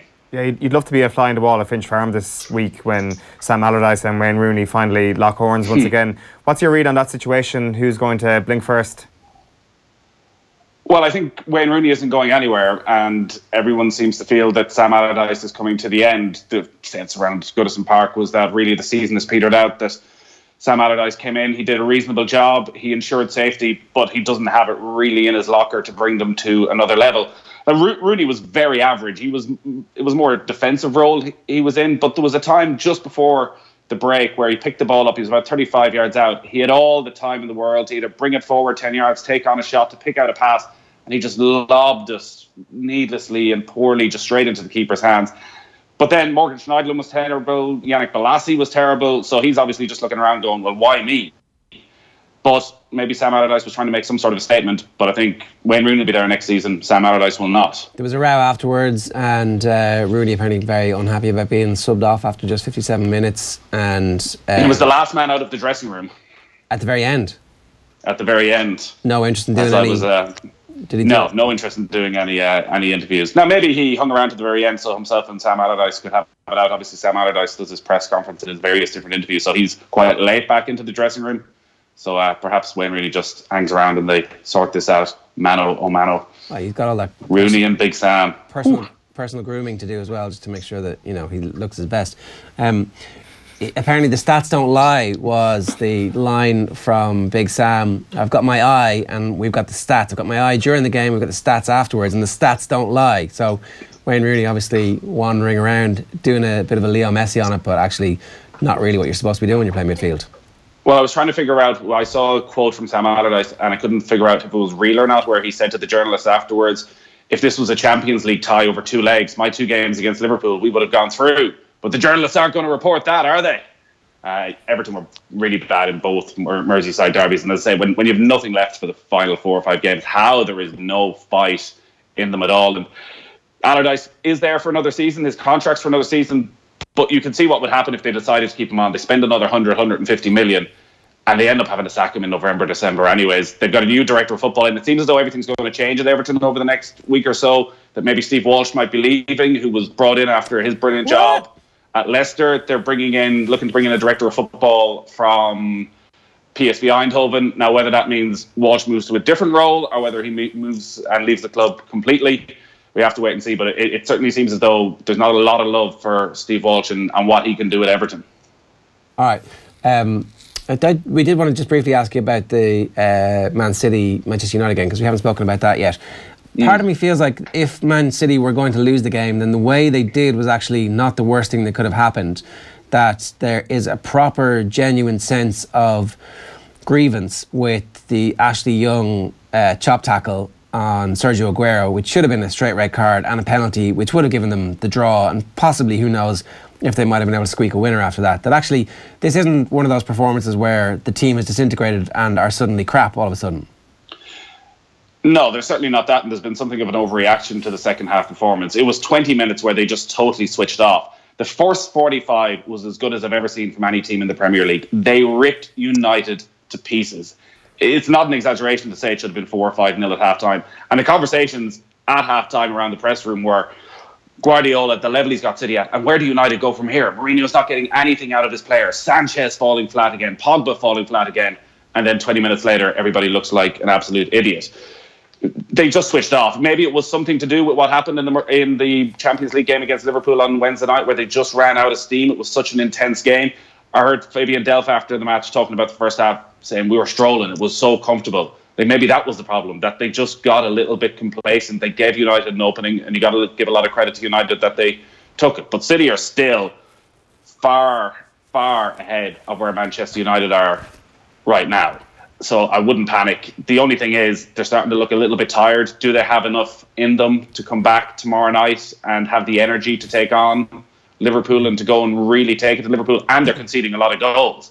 So you would fancy that Liverpool will get 1. And if they do, well, suddenly they need 5, and well, they scored 5 the last time they met at the Etihad. I can't see it happening again. Yeah, I was just going to ask really about that. It does seem that it's very, very unlikely that Manchester City will be able to keep a clean sheet tomorrow night because, as you just pointed out there, they absolutely need to keep a clean sheet if they're going to have any chance of going through. Like, is it tiredness? Is that the main reason why the defensive deficiencies have popped up?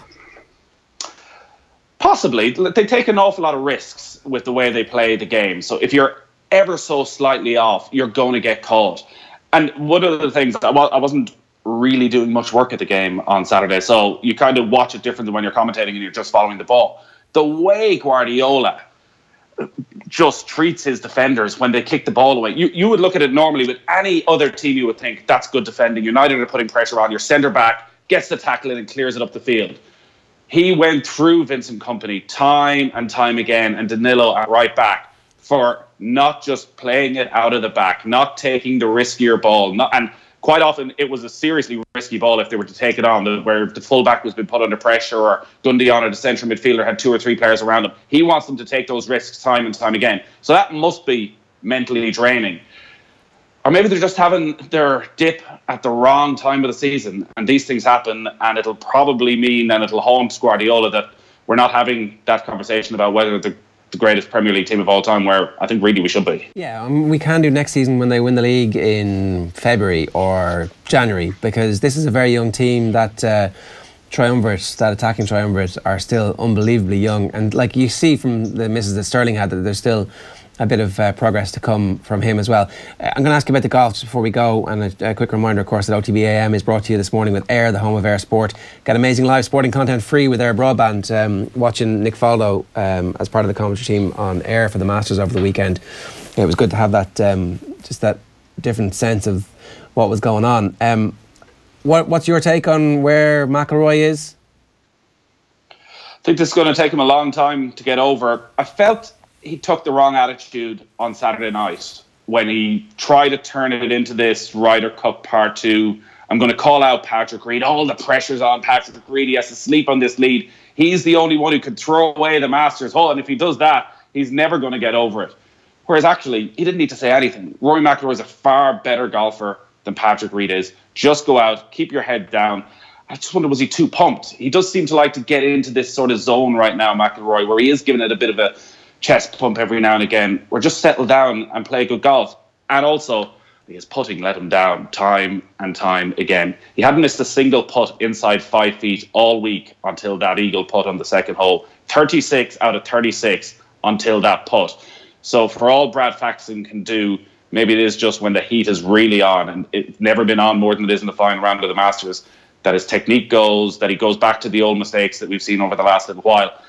If he can take one positive, well, at least he still knows he can play Augusta. He knows he can put himself into contention. He knows he's going to have another 32 chances, I think it is, to win the Masters before he turns 60. So surely he's going to get another opportunity. But that really does feel like a missed opportunity to go and put a little bit of pressure on Patrick Reid. Courtesy of Fancy Bears, we know that Patrick Reid had a TUE for ADHD medication, which ran out in August 2017. Do we know if he's still on the same medication, which of course gives you better concentration, better focus, and ability to, tune out the outside noise and a lot of other things that might be helpful around the constraints of Augusta? Well, firstly, we don't know if he's had his TUE renewed. I don't think he's ever even been asked about this TUE. It sort of went under the radar. Both himself and Justin Rose were named at the same time. Justin Rose had a well-publicised back injury he was getting painkillers for, whereas Patrick Reid, when it came out, this was because he represented America in the Olympics, is the reason that this became public, this drug Vivance, which again brings up that old question about TUEs as to whether the TUE should be a leveller. So if he does suffer from ADHD and it gives him a certain calmness and it brings him down to a normal level, well, that's fine. But the question is, with a sport like golf, where your nerves and everything is about being able to hold your nerve in the final round, does it give you an advantage? And the most interesting thing about Patrick Reid's TUE is the date that he was given it. The 15th of August, 2013. Round 1 of the 2013 Wyndham Championship. 4 days later, he wins his first ever PGA Tour event, beating Jordan Spieth in a playoff. Lucky, isn't it? Well, again, maybe he would have been winning.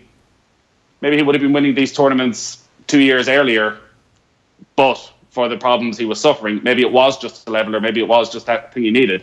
But the very fact that it was first issued on that Thursday of the Wimbledon Championship, and he goes and he beats Jordan Spieth of all people, the man who, when you think about somebody who can in a playoff keep his head, well, I'm just surprised he's never been asked about it in any of these press conferences. I mean, you know, Spieth is recognised as the best competitor by his peers on the tour, and it's like suddenly you can't beat Patrick Reid, flaky Patrick Reid's not flaky anymore. Wins 4 tournaments. Then he goes and he wins 4 tournaments in the next 15 months. It's a great compliment to Jordan Spieth, is what I'm taking from that. That's all I'm saying. Why has he never been asked? This is ridiculous. Like, what are the golf hacks doing that no one's going, you have this thing which helps you play better golf. Can you explain, when did you get ADHD? Why do you need it? When were you diagnosed? Can you show us the documentation that you were diagnosed as a kid? Maybe we can go and talk to your parents. Maybe your mum and dad finally have something to say about your own golf career as a kid. Well, his parents have been talking, I think, to Alan Shipnock, and his family have been talking to them. It seems like a very simple thing to ask him, because maybe Patrick Reid can sit there and go, actually, you know, I really struggled with this for years and years, and maybe it is one of the reasons that I've had some problems in the past. And actually, that week, I got into a state and a feeling that other golfers talk about. I suddenly felt normal. But at least ask the question and at least go and explain it. Yeah, I'm delighted that Patrick Reid is the Masters champion. Golf has a villain again that we can all get behind and root against. Who was the last golfing villain? I guess Tiger. Nah. Maybe people who don't like golf. But Bubba's a golf villain. Yes. Yeah, well, who was the first man waiting on the side of the 18th? Well, they're buddies. Patrick Reid. They're buddies. Apparently, Patrick Reid sought the counsel of Bubba Watson to try and get him over one of the things he was accused of. One of the many things he was accused of. Right. We got to go. Yeah, all right. Nathan, good stuff. Golf Weekly again this week, reflecting on the Masters that was. I guess we will have to, we will be talking about Jordan Spieth and how he broke my heart. And your wallet. For the record, 50-1 tip right here from John Duggan on Thursday. Patrick Reid, $5 each way. Thanks very much. Boom. That's what the good golf tipping is at these days. On Off the Ball AM, not on Golf Weekly. You're trying to up the ante. We'll see. We'll be back next week. This is a great tournament coming up at Hilton Head. GMAC is your man. We'll have all our tips on Golf Weekly, Jer. See you later. Good stuff, Nathan. Thanks very much. That's pretty much all we've got time for. Covered a lot this morning. We did indeed, yeah. Talk Tipperary fans down off a ledge. Yeah, well, the one Tipperary fan in particular, I think we might have achieved that. Jordan Spieth, golf villain, no? At the start? No, he's like... Not now. Now I love him, but at the start, was there not kind of a sense of suspicion around Jordan Spieth? Kind of the quiet, mysterious boy? A bit Stepford Wives type thing. Yeah, that's, you know... He's an automaton. A small bit, and you know he wasn't instantly likeable, is all I'm saying. But I think he's changed that now. We got to go. We've gone way over time. Thanks very much for being with us this morning. We'll see you again tomorrow, bright-eyed and bushy-tailed, around about 7:45. Subscribe at youtube.com/offtheball. You can subscribe at twitter.com/offtheball.am, and of course make sure you listen to the radio show tonight live from 7 on News Talk, where there'll be more analysis and reaction to all of the stuff that happened over the course of the weekend. Good luck. OTB AM. In association with Air. Get Air Sport free with Air Broadband.